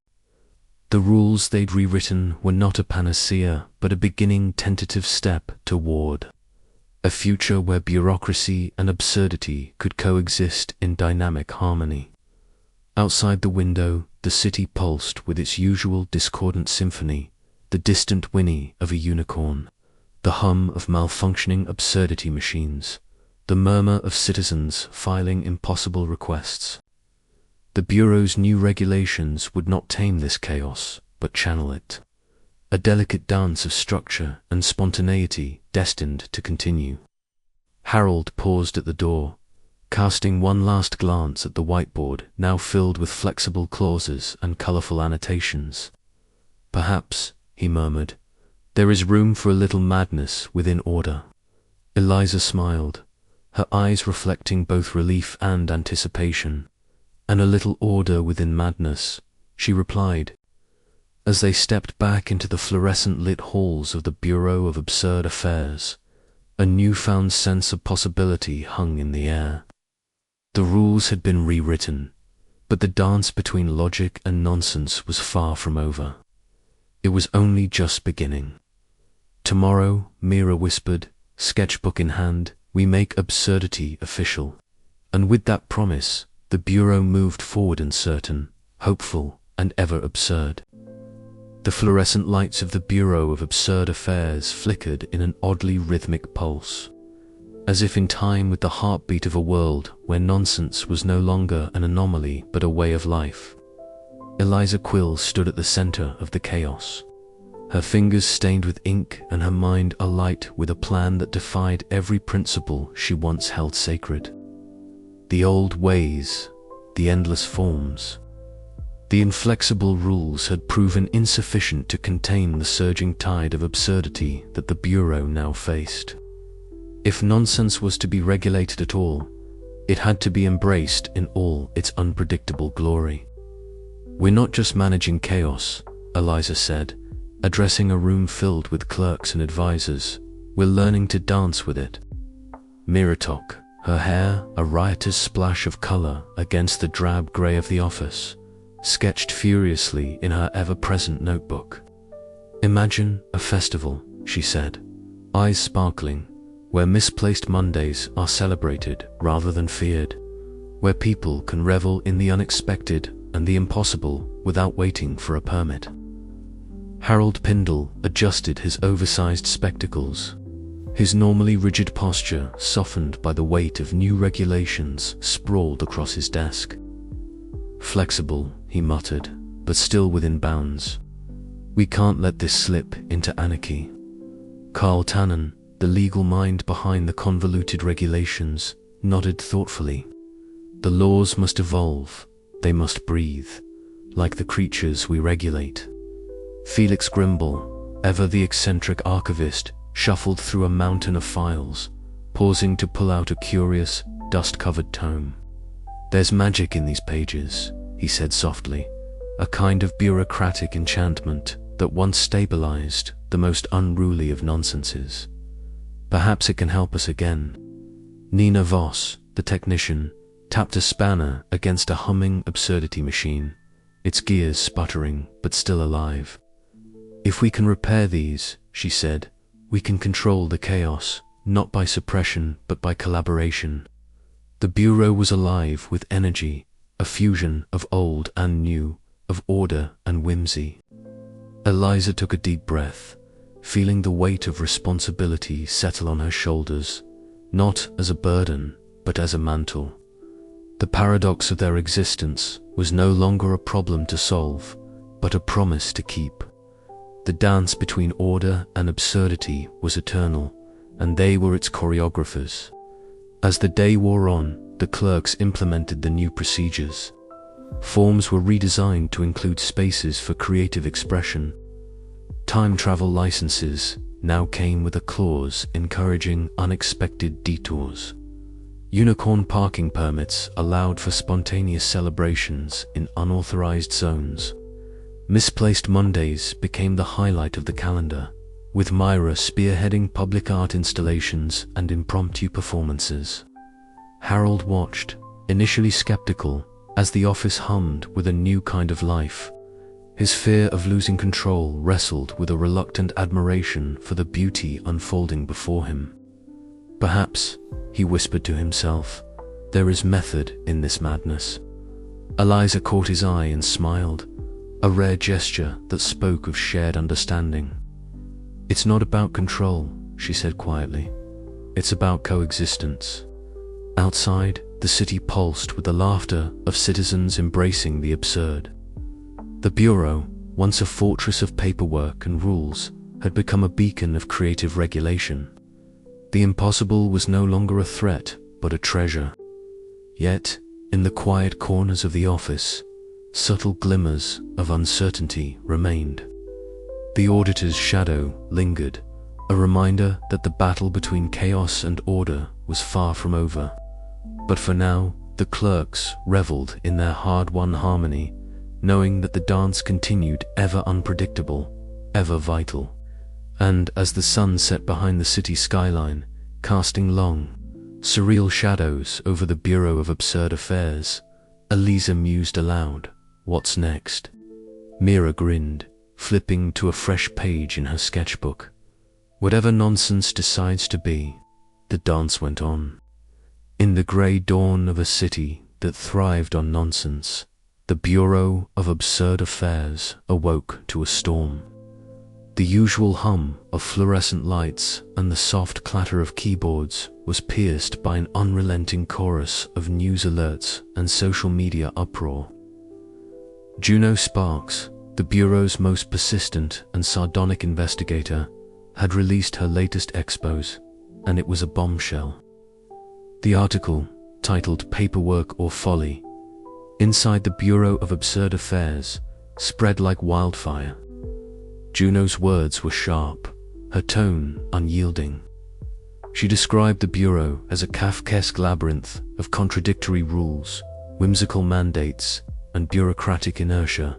With a mixture of wit and scathing critique, she exposed the tangled webs of time travel licenses, unicorn parking permits, and the baffling phenomenon of misplaced Mondays that the clerks managed daily. She questioned the sanity and necessity of regulating nonsense, painting the bureau as both a guardian and a prisoner of absurdity. The press conference announcing the expos was a spectacle. Juno stood under the harsh glare of camera flashes, her red hair a vibrant beacon against the backdrop of grim-faced reporters. Her voice rang out clear and uncompromising as she answered questions, weaving anecdotes from clandestine interviews with clerks and leaked documents that revealed internal conflicts and procedural chaos. The public was captivated, divided between amusement, disbelief, and genuine concern. Back inside the bureau, the impact was immediate and palpable. Eliza Quill sat at her cluttered desk, the glow of her cracked monitor illuminating her face as she read the headline for the third time. Her fingers, perpetually stained with ink from frantic note-taking and form-filling, clenched reflexively around a time travel permit. The words on the screen echoed her own conflicted thoughts. Was their work a noble defense of the impossible, or merely a farce wrapped in red tape? Harold Pindle's office was a stark contrast, a sanctuary of order in the chaos. Yet even here, tension seeped through the walls. Harold paced anxiously, clutching a sheaf of unicorn parking permits as if they were lifelines. His slicked-back grey hair seemed more disheveled than usual, and his oversized spectacles glinted with worry. Nearby, Mythic sat cross-legged on the floor, her brightly colored hair a splash of rebellion amid the dull palette of bureaucratic despair. She doodled whimsical creatures on a notepad, her sketches a silent protest against the mounting pressure. "They don't understand," Harold muttered, his voice tight. "We keep things from spiraling into chaos. Without us, the city would be overrun by unregulated nonsense." Mira shrugged, her eyes sparkling with mischievous defiance. "Or maybe they're just tired of the nonsense we call order. Maybe it's time for something new." Felix Grimble and Nina Voss were a study in contrast.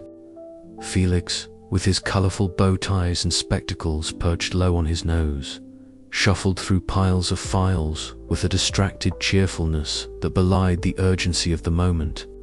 Nina, practical and focused, adjusted the settings on a malfunctioning absurdity machine, her grease-stained hands moving with precise determination. Together, they whispered plans and theories, their unlikely alliance a beacon of hope amid the swirling uncertainty. "We have to show them what the Bureau really does," Felix said, eyes twinkling behind his glasses. "Not just the paperwork, but the magic beneath." The public debate raged on.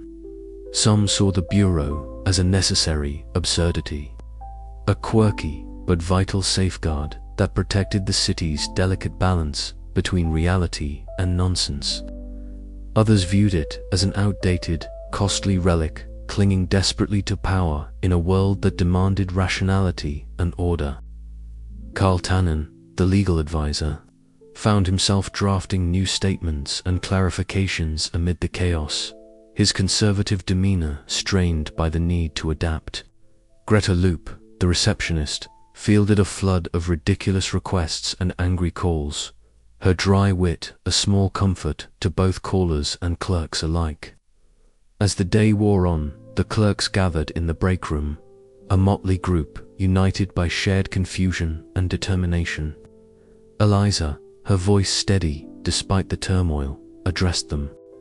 "This isn't just about us," she said. "It's about what nonsense means to this city, and maybe to all of us. We've seen what happens when order is imposed without room for chaos. We have to find a way to show the world that nonsense isn't the problem, it's the solution." Harold nodded reluctantly, and Mira grinned, already sketching plans for a public art installation celebrating absurdity. Felix hummed a forgotten tune, and Nina tinkered quietly with her machines, readying them for the next challenge. Outside, the city continued its strange dance, a place where misplaced Mondays might still wander. Unicorns sought parking, and time travelers queued for permits. Under the glare of the public eye, the Bureau of Absurd Affairs braced for its next act.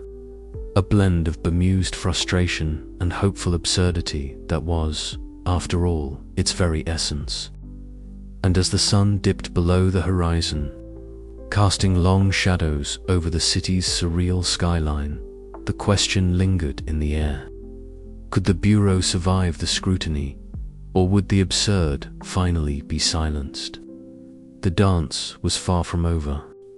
The air inside the archive room was thick with dust and the faint hum of antiquated absurdity machines, their rhythmic pulses a steady backdrop to Felix Grimble's clumsy rummaging. His colourful bow tie was askew, and spectacles perched precariously low on his nose as he sifted through decades-old files. Each folder a testament to the Bureau's tangled history of nonsense regulation. Beside him, Nina Voss crouched by a humming machine, her grease-stained fingers deftly probing its intricate innards. The technician's brow furrowed in concentration as she whispered theories about glitches possibly engineered, not accidental. "Felix," Nina murmured, her voice barely audible amid the mechanical symphony. "Look at this encrypted signals embedded in the machine's diagnostic logs. They're communicating, but not with us." Felix adjusted his glasses, leaning closer to the screen flickering with coded sequences. External regulators. But that's impossible. The Bureau is the sole authority on nonsense. "Apparently not," Nina replied, her eyes sharp. "The auditors' faction has been reaching out beyond these walls. They're recruiting allies who want to purge the chaos from society altogether." A chill ran down Felix's spine, not from the cold, but from the implications. The delicate balance they'd struggled to maintain was under siege, not just internally, but from outside forces wielding cold, unyielding logic. Later that day, the cramped conference room buzzed with a different energy. The flickering fluorescent lights cast elongated shadows over the cluttered table where Eliza, Quill, Harold, Pindle, and Myra Tock gathered. Permit forms, cryptic notes, and hastily sketched diagrams lay strewn about like battlefield maps. Felix cleared his throat, pulling up the decrypted communications on the central screen. These messages confirm if the Auditors faction has allies outside the Bureau. They're coordinating efforts to dismantle our regulation of nonsense. Harold's face paled, fingers twitching nervously as he adjusted his ill-fitting suit. "But that threatens everything we've built. Order, procedure." Mira's eyes sparkled with a different fire. "It threatens the magic, too. The freedom to be absurd. We can't let that happen." Eliza folded her arms, the familiar ink stains on her fingers catching the light. "We've been fractured, doubting each other. But now, we have to unite. Bureaucracy and creativity both are our weapons." Outside, the sharp wind carried the distant murmur of protests inspired by Myra's grassroots movement. The city was awakening to the absurdity that the Bureau protected, but the threat looming from the Auditors faction darkened the horizon.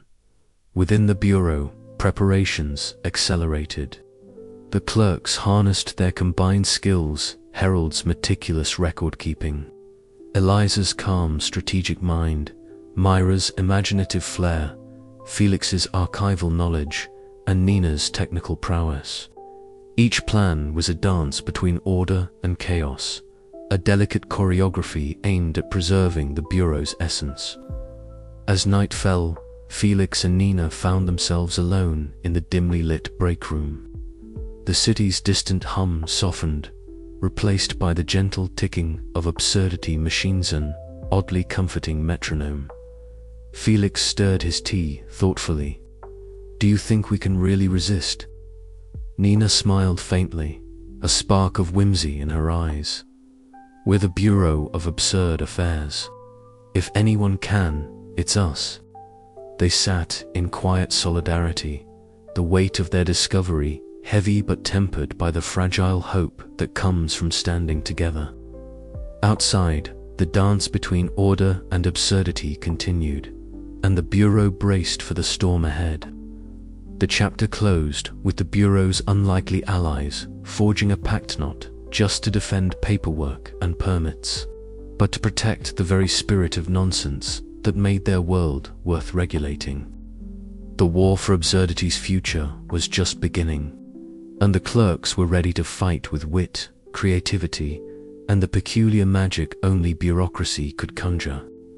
The day began like any other at the Bureau of Absurd Affairs, fluorescent lights buzzing overhead as clerks shuffled through their mountain of nonsensical paperwork. But beneath the mundane hum of bureaucracy, a subtle tremor was growing, one that would soon shake the very foundations of nonsense regulation. Nina Voss stood in the dimly lit control room, her hands moving deftly over the consoles that monitored the absurdity machines, those curious contraptions responsible for maintaining the delicate balance of impossibility across the city. Her brow furrowed as a sudden cascade of warning lights flickered erratically. "Not again," she muttered, the faint smell of ozone prickling her nostrils. Sparks crackled from one of the panels, sending a shower of blue-white light across the room. The machines, usually reliable in their chaotic logic, were failing. Time itself began to unravel in subtle, unsettling ways. Nina's fingers danced over the controls, trying to stabilize the cascading failures.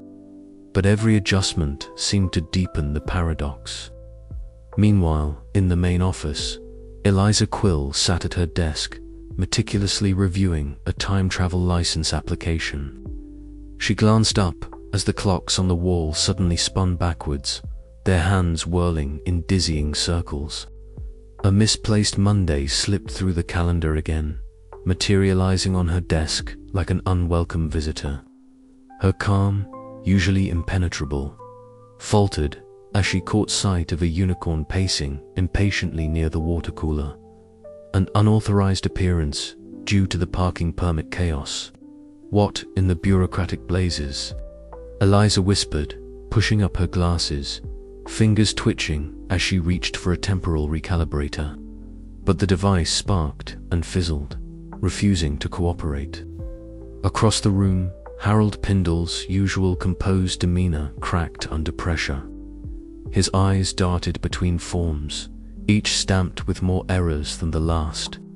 He barked orders at the bewildered unicorns wandering the office, his voice rising in panic. No, that's the restricted zone. Move along." His oversized spectacles slid down his nose as he frantically tried to restore order, but the neat rows of paperwork were dissolving into chaos.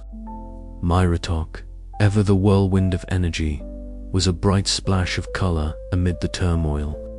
Her hair, a kaleidoscope of hues, bounced as she sketched feverishly in her ever-present notebook. Her whimsical creatures seemed to dance across the pages, a stark contrast to the crumbling order around her. "Maybe the madness is the point," she mused aloud, her eyes gleaming with wild inspiration. Felix Grimble shuffled in, colorful bow tie askew, spectacles perched precariously at the tip of his nose. He muttered incantations under his breath, fragments of forgotten magic from his days as a stage magician. If bureaucratic paperwork can be magic, perhaps real magic can fix paperwork, he joked, though a glimmer of hope shone in his eyes. As the absurdity machines faltered, the fabric of nonsense stretched thin. Time loops tangled, misplaced Mondays multiplied, and the city itself teetered on the edge of an impossible collapse. The Bureau's clerks found themselves not just managing paperwork, but fighting to preserve the very essence of the bizarre world they governed. Eliza gathered the team in the cramped conference room, the air thick with tension and the faint scent of burnt circuitry. "We're at a breaking point," she said quietly, her voice steady despite the turmoil. If we don't act fast, the entire system could unravel. Harold swallowed hard, his rigid resolve wavering. But what if? What if the rules themselves are part of the problem? Mira's grin was infectious. Then maybe it's time to rewrite them. Felix nodded, his magical mumblings growing louder. Sometimes, the most absurd solutions are the only ones that work. Nina's fingers flew over the controls one last time, sending a surge of power into the failing machines. The alarms ceased, the light steadied, and a fragile calm returned. But the crisis had left its mark. The bureau was changed, its clerks forever altered by the chaos they'd survived. They understood now that nonsense was not simply disorder to be managed, but a vital force to be embraced and nurtured. As the team dispersed, Eliza lingered by the window, watching a unicorn vanish into the city's mist. She whispered to herself, quoting a line from obscure absurdist literature, "We must love the chaos if we are to master it." Outside, the city pulsed with the strange heartbeat of nonsense, unpredictable, unruly, and utterly alive. The breaking point had passed, but the dance between order and absurdity was far from over. And somewhere in the shadows, the mirrored mask of the auditor gleamed, watching, waiting for the next move. The Bureau's future hung in the balance. A precarious tightrope stretched between logic and lunacy, with every clerk poised to step forward or fall back into the abyss of reason. Yet even in the darkest moments, hope flickered, a stubborn, improbable light refusing to be extinguished. The dance continued. Eliza Quill stood motionless in the dim glow of the Bureau's control room, the low hum of malfunctioning absurdity monitors filling the silence like the uneasy heartbeat of a faltering organism. Each blinking light and flickering screen signaled a fracture in the delicate balance she had sworn to maintain. Time travel licenses were misfiring, misplaced Mondays multiplied unchecked, and unicorn parking spots overflowed beyond their designated zones. The very fabric of nonsense itself was unraveling. Around her, the familiar walls of the Bureau of Absurd Affairs felt less like a sanctuary and more like a cage tightening. With every paradox and procedural failure, her fingers perpetually stained with ink from the endless forms she processed, trembled slightly as she reached for the latest reporter dossier detailing a rogue time travel permit that had already caused 3 temporal anomalies and threatened to erase a minor league baseball game from existence. The absurdity of it was almost laughable, if not for the creeping dread that this was just the beginning. "Eliza," a voice broke through her reverie. Harold Pindle appeared in the doorway, his slicked-back grey hair slightly mussed, oversized spectacles slipping down his nose. His expression was a mixture of worry and rigid resolve. "We must clamp down harder. If we don't enforce the rules without exception, everything will descend into chaos." She turned to face him, her gaze steady but weary. "Harold, the chaos is already here. The rules aren't enough anymore. We need to rethink how we manage nonsense." Harold's lips pressed into a thin line. Rethink, that's a slippery slope. Without order, there's only anarchy. We are the gatekeepers. Before Eliza could respond, the sound of rapid footsteps echoed down the corridor. Myra burst into the room, her brightly colored hair almost glowing under the fluorescent lights, sketchbook clutched tightly. Order isn't the only way. Sometimes you have to let the absurd breathe to keep it alive. The 3 of them stood there, Eliza, the pragmatic skeptic, Harold, the rule-obsessed guardian, and Mira, the whimsical rebel, each embodying a facet of the Bureau's fractured soul. "I've been working on a new approach," Eliza began cautiously, "one that blends structure with spontaneity. We can't just enforce nonsense. We have to embrace it, guide it, without suffocating it. Harold shook his head. Guidance is a euphemism for chaos. I won't let this place become a circus. Their argument was interrupted by an unnatural chill settling over the room. The auditor had arrived. The stoic figure in the black suit stood silently at the threshold, faceless behind a mirrored mask that reflected the flickering lights and the anxious faces before him. Without a word, he extended a gloved hand holding a document stamped with the seal of ultra-rational order. This is your final warning. The auditor's voice echoed coldly, devoid of emotion but heavy with threat. Cease this folly of nonsense regulation. Eliminate absurdity, and society will progress unhindered. Eliza's heart pounded, but her voice remained steady. Nonsense is not folly. It's the pulse of creativity, the breath of imagination. Without it, this Burund, the world, loses its soul. The auditor's mirrored mask seemed to flicker momentarily, as if reflecting a hidden turmoil. Then, turning sharply, he departed, leaving a silence that weighed heavier than any words. In the days that followed, the Bureau was gripped by tension and uncertainty. Felix Grimble, the eccentric archivist with his kaleidoscope of bow ties, rummaged through dusty files and ancient permits, searching for forgotten wisdom. Nina Voss, grease-stained and focused, worked tirelessly to stabilize the absurdity machines, her sharp eyes catching every irregular pulse.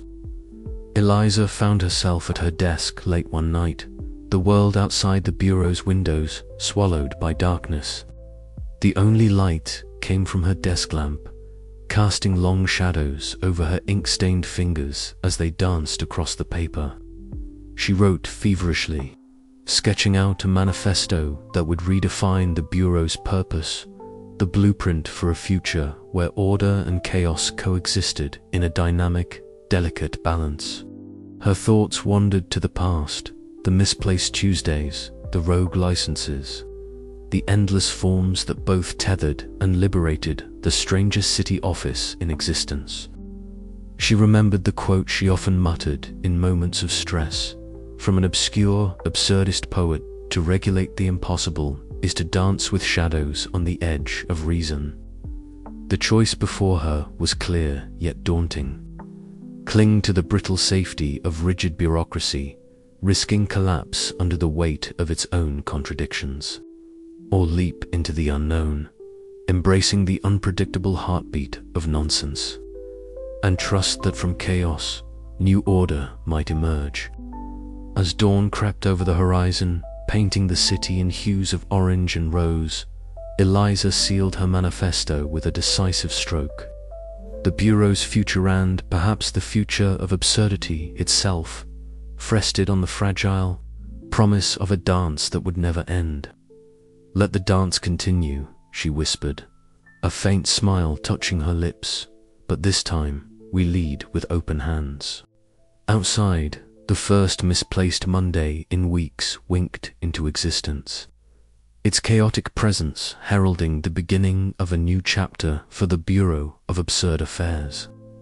And so, at the crossroads of fate, Eliza Quill chose not between order and chaos, but for the harmony that can only be born when the two embrace.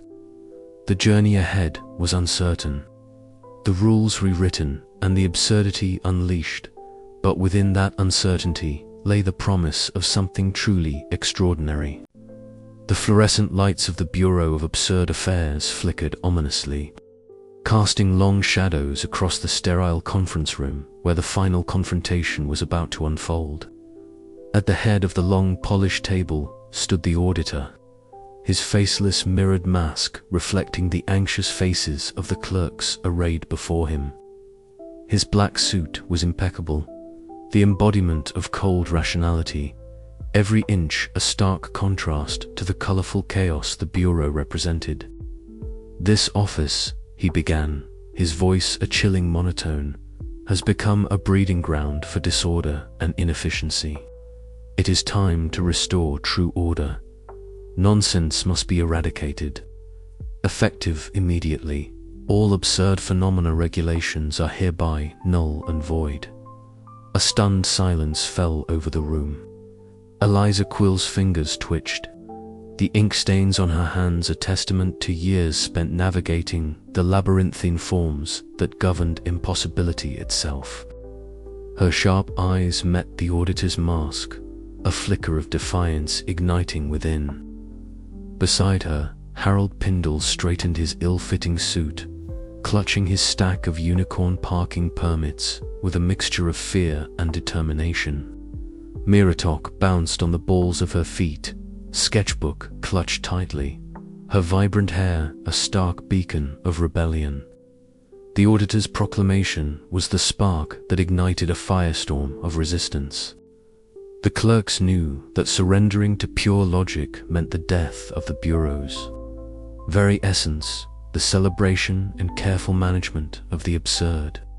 But how to fight an enemy who wielded reason like a weapon, and who commanded a faction of ultra-rational bureaucrats bent on purging nonsense from society? In the cramped corners of the office, the clerks convened in whispered urgency. Eliza, with her calm pragmatism, spearheaded the strategy sessions. "We know the rules better than anyone," she said, her voice steady yet charged with unspoken passion. "If the auditor wants to dismantle nonsense, we'll weaponize the bureaucracy itself. We'll exploit every loophole, every contradictory regulation. Let absurdity be our shield." Harold, though hesitant, found himself drawn into the plan.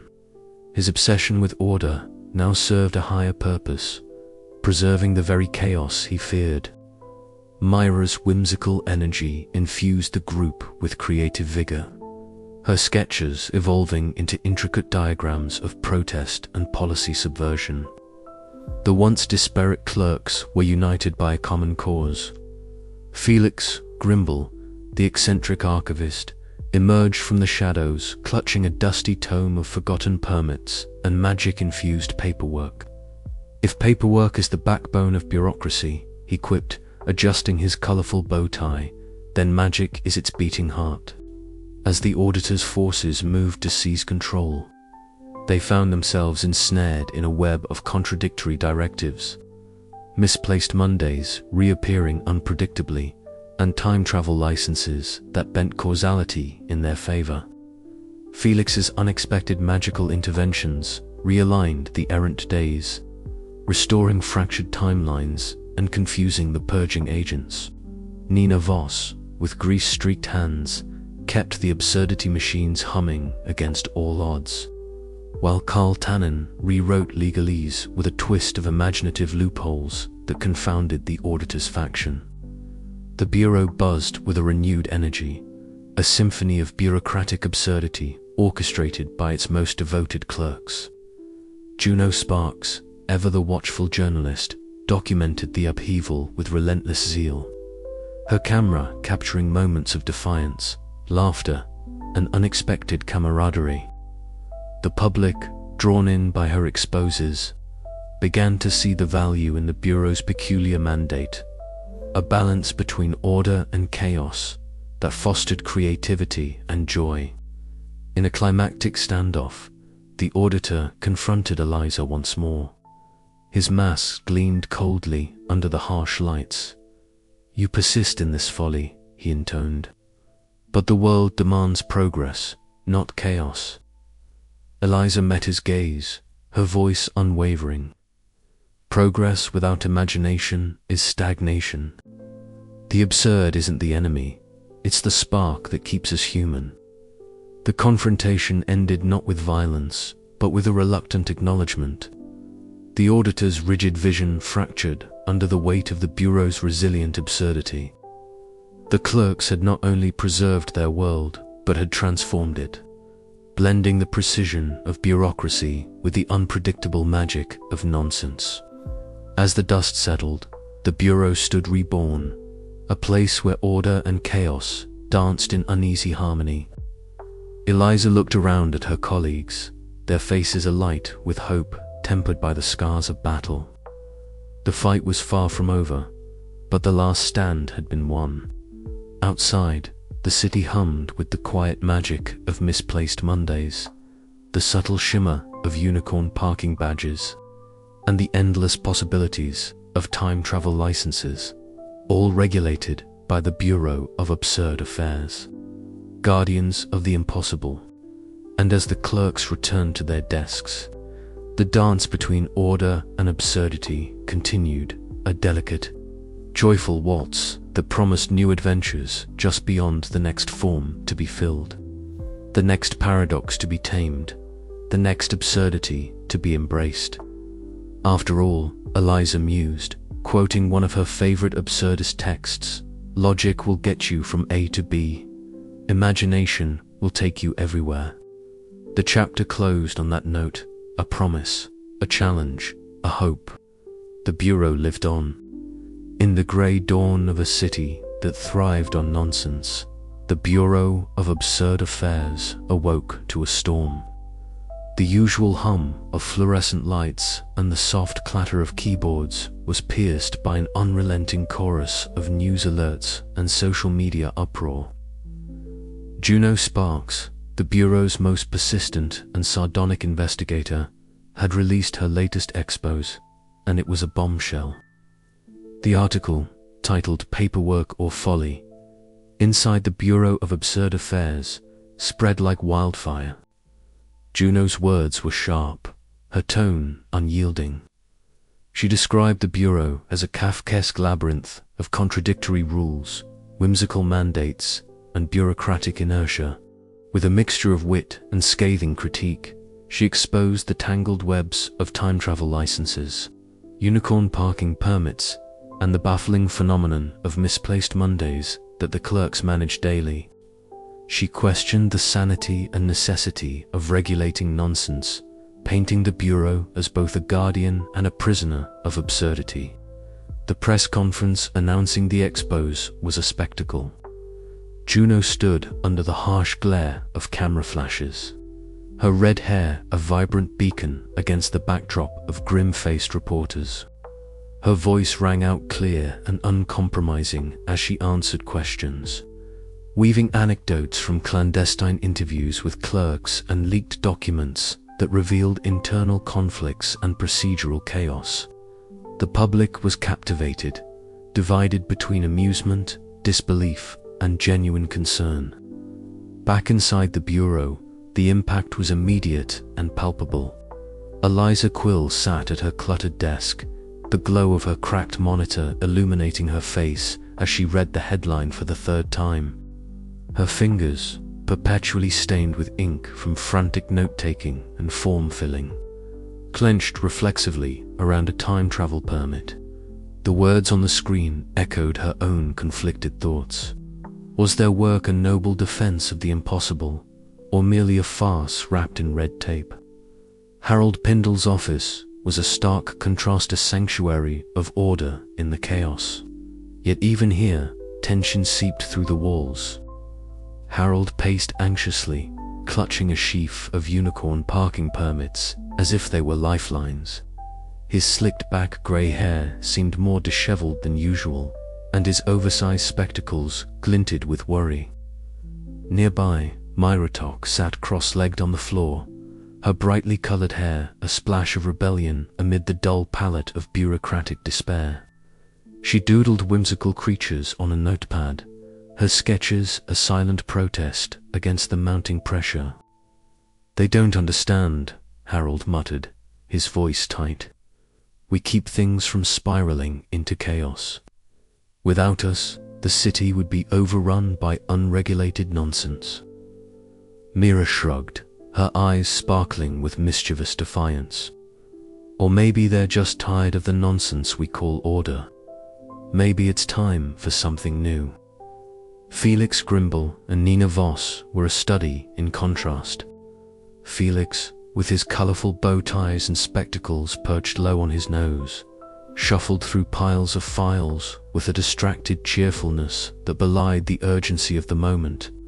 Nina, practical and focused, adjusted the settings on a malfunctioning absurdity machine, her grease-stained hands moving with precise determination, Together, they whispered plans and theories, their unlikely alliance a beacon of hope amid the swirling uncertainty. "We have to show them what the Bureau really does," Felix said, eyes twinkling behind his glasses.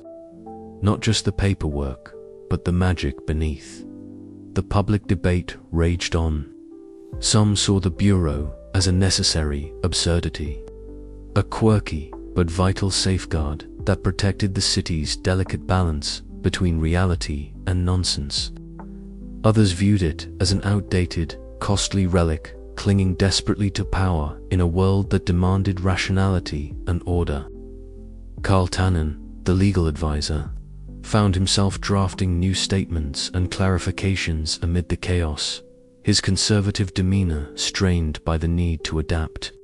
Greta Loop, the receptionist, fielded a flood of ridiculous requests and angry calls, her dry wit a small comfort to both callers and clerks alike.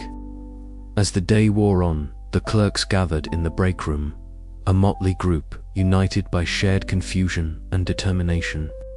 Eliza, her voice steady despite the turmoil, addressed them. "This isn't just about us," she said. "It's about what nonsense means to this city, and maybe to all of us. We've seen what happens when order is imposed without room for chaos. We have to find a way to show the world that nonsense isn't the problem, it's the solution." Harold nodded reluctantly, and Mira grinned, already sketching plans for a public art installation celebrating absurdity. Felix hummed a forgotten tune, and Nina tinkered quietly with her machines, readying them for the next challenge. Outside, the city continued its strange dance, a place where misplaced Mondays might still wander. Unicorns sought parking, and time travelers queued for permits. Under the glare of the public eye, the Bureau of Absurd Affairs braced for its next act, a blend of bemused frustration and hopeful absurdity that was, after all, its very essence. And as the sun dipped below the horizon, casting long shadows over the city's surreal skyline, the question lingered in the air. Could the Bureau survive the scrutiny, or would the absurd finally be silenced? The dance was far from over. The city's square pulsed with an energy rarely seen outside the pages of the Bureau's own surreal reports. Stretched taut between lampposts were banners as impossibly vivid as Myra's brightly colored hair, fluttering like the wings of some fantastical creature born from the collective whimsy of the gathered crowd. Street performers, their costumes a patchwork of improbable hues and shapes, weaved through clusters of onlookers, their movements a dance both practiced and delightfully chaotic.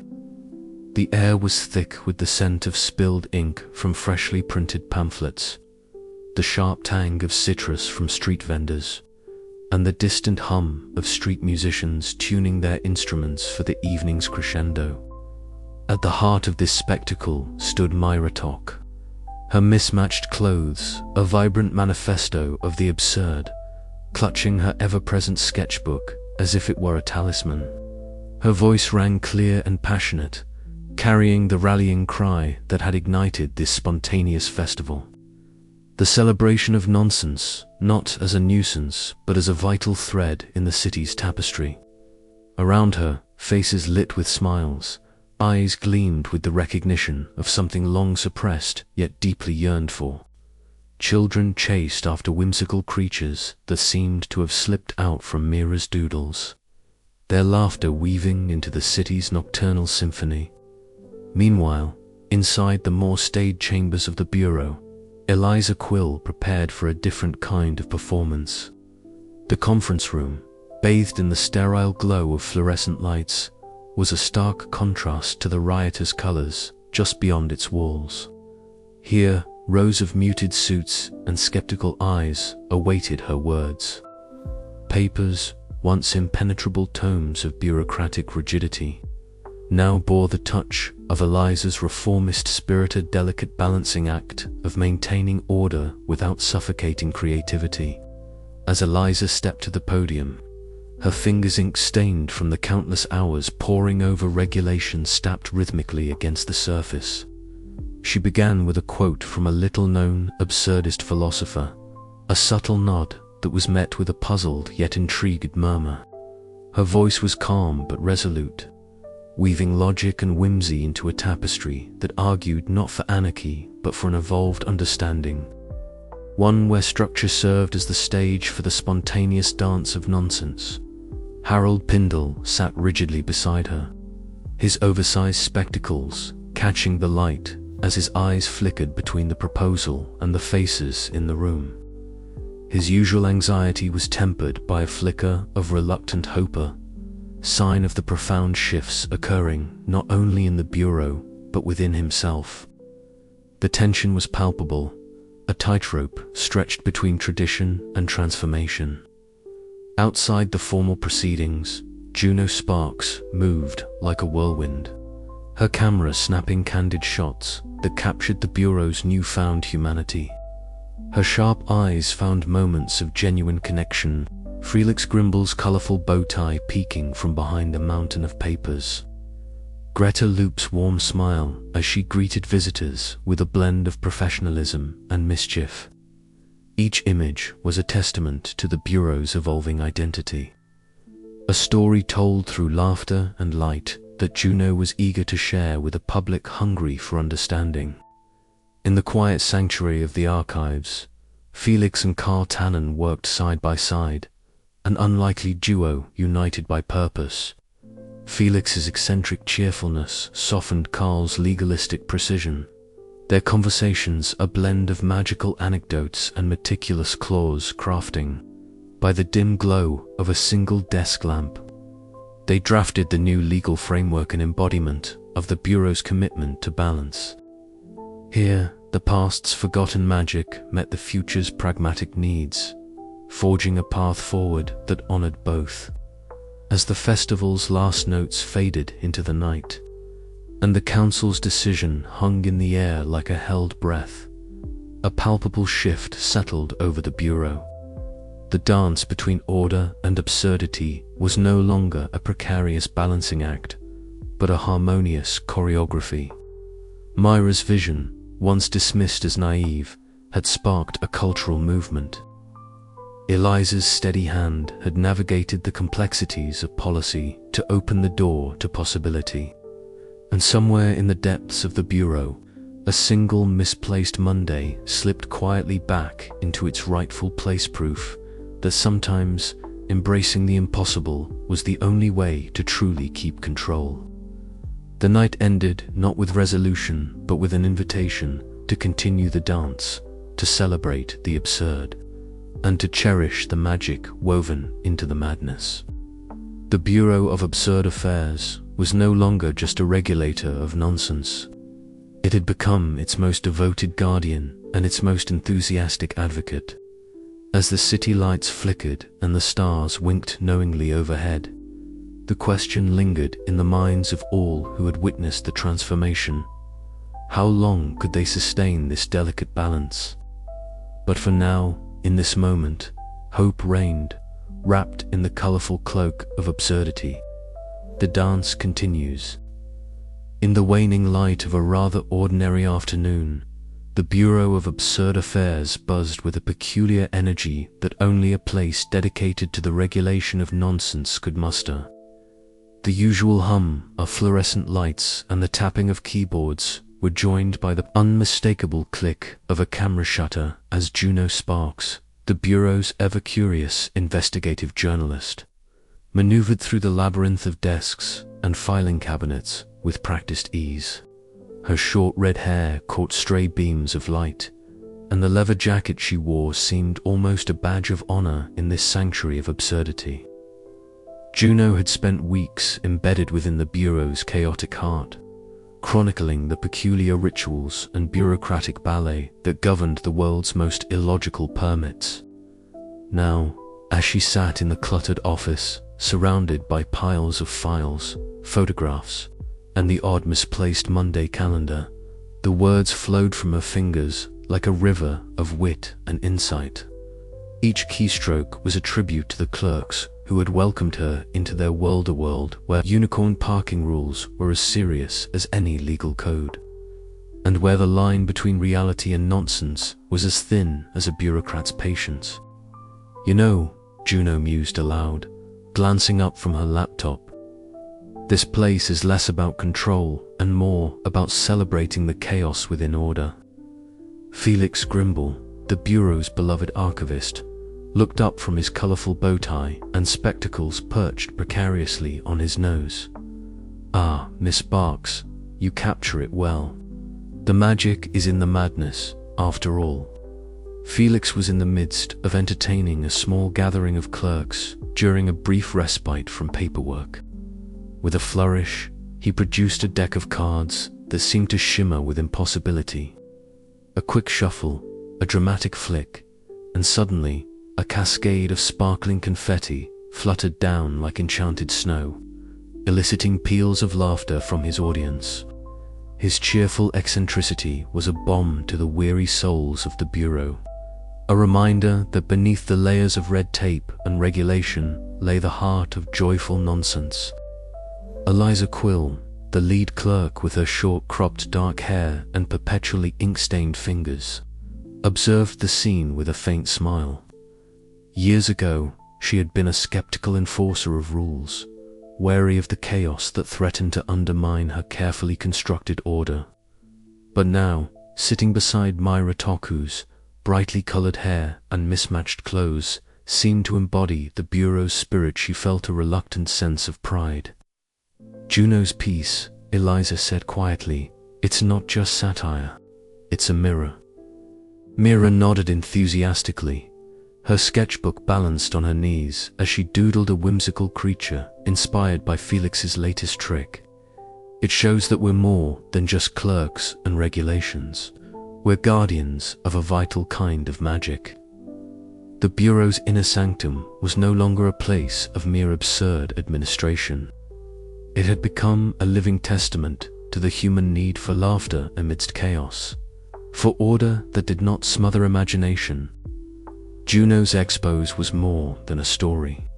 It was a celebration of their collective journey, a journey that had seen skepticism give way to acceptance, rigidity soften into flexibility, and isolation bloom into community.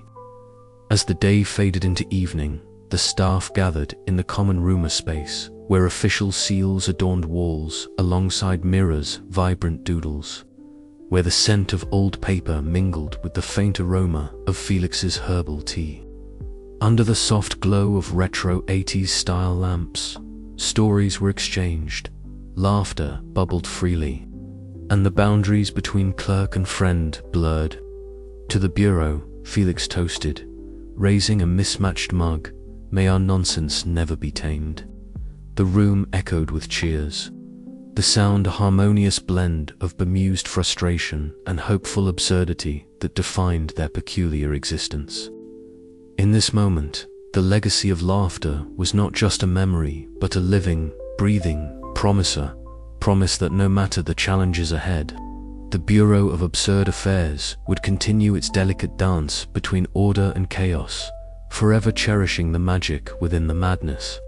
But even as the laughter lingered, shadows of future trials whispered beyond the horizon, reminding them that in the world of nonsense, the next absurd adventure was never far away. The Bureau of Absurd Affairs never quite looked the same after the tumultuous events that had racked its fluorescent-lit halls. Yet, on this particular morning, the familiar hum of absurdity machines filled the air with a comforting rhythm, a testament to resilience forged in the crucible of chaos. Eliza Quill sat at her desk, fingers ink-stained as always, eyes fixed on the intricate details of a time travel license. Her demeanor, once rigid and skeptical, now shimmered with a quiet acceptance.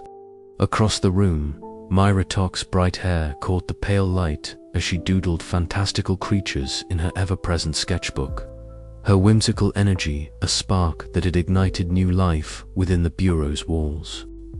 Harold Pindle, the ever-anxious supervisor, stood by the window, his oversized spectacles perched precariously as he gazed out over a city where unicorns parked with an elegant disregard for traditional rules. The skyline was a patchwork of the impossible and the mundane, a fitting backdrop for a place where nonsense was not only tolerated but meticulously managed. Harold's lips twitched into a rare smile, a sign of his gradual embrace of the Bureau's evolving ethos.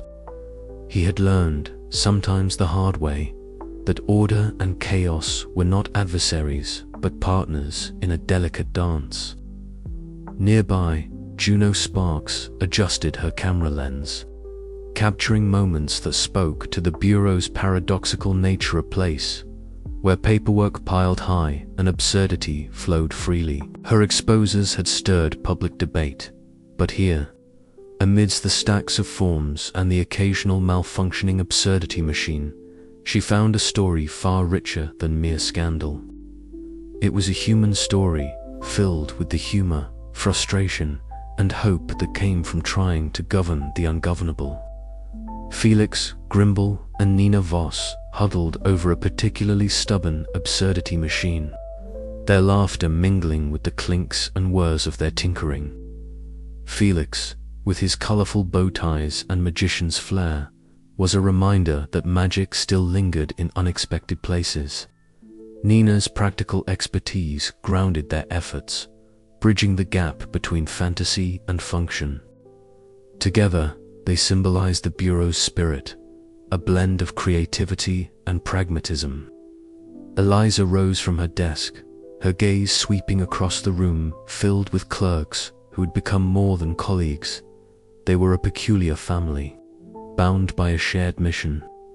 She approached Myra and Harold, the trio emblematic of the Bureau's journey from conflict to collaboration. "We've come a long way," Eliza said, her voice carrying the weight of experience softened by newfound hope.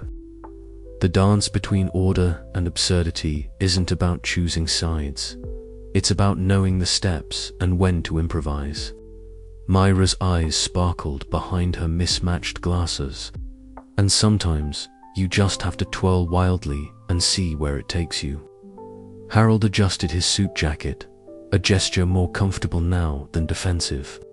"I'm beginning to see that rules aren't chains, but guides. They help us keep the nonsense meaningful, not meaningless." Their conversation was interrupted by Greta Loop at reception, who waved a sheaf of new requests. "Looks like the city's nonsense quota is climbing again," she said with a grin. "Ready for another day of delightful madness." The clerks exchanged knowing smiles. In this bureau, every day brought a fresh puzzle, misplaced Mondays to redirect, time travel permits to scrutinize, unicorn parking violations to adjudicate. Yet, beneath the absurdity, there was purpose, and in purpose, a kind of order that made nonsense not only manageable but magical. As the afternoon light waned and the city outside shimmered with improbable hues, the Bureau of Absurd Affairs continued its eternal dance. It was a dance without end or perfect rhythm, marked by missteps and improvisations, but always moving forward. Within its walls, the clerks embraced their roles with bemused frustration and hopeful absurdity, guardians of a world where the impossible was not just allowed but celebrated. And so the Bureau stood equal parts, farce and function, a monument to the complexity of human desire for both control and chaos. Theirs was a story unfinished, a dance ongoing, inviting all who dared to join in the joyful madness, ready for the next step. Eliza asked, a sly smile tugging at her lips. "Always," Myra replied, "sketchbook at the ready." Harold nodded, the weight of tradition lightened by the promise of change. As the doors swung open to another day of nonsense, the Bureau's delicate balance held firm, a testament to the enduring magic found in embracing the impossible.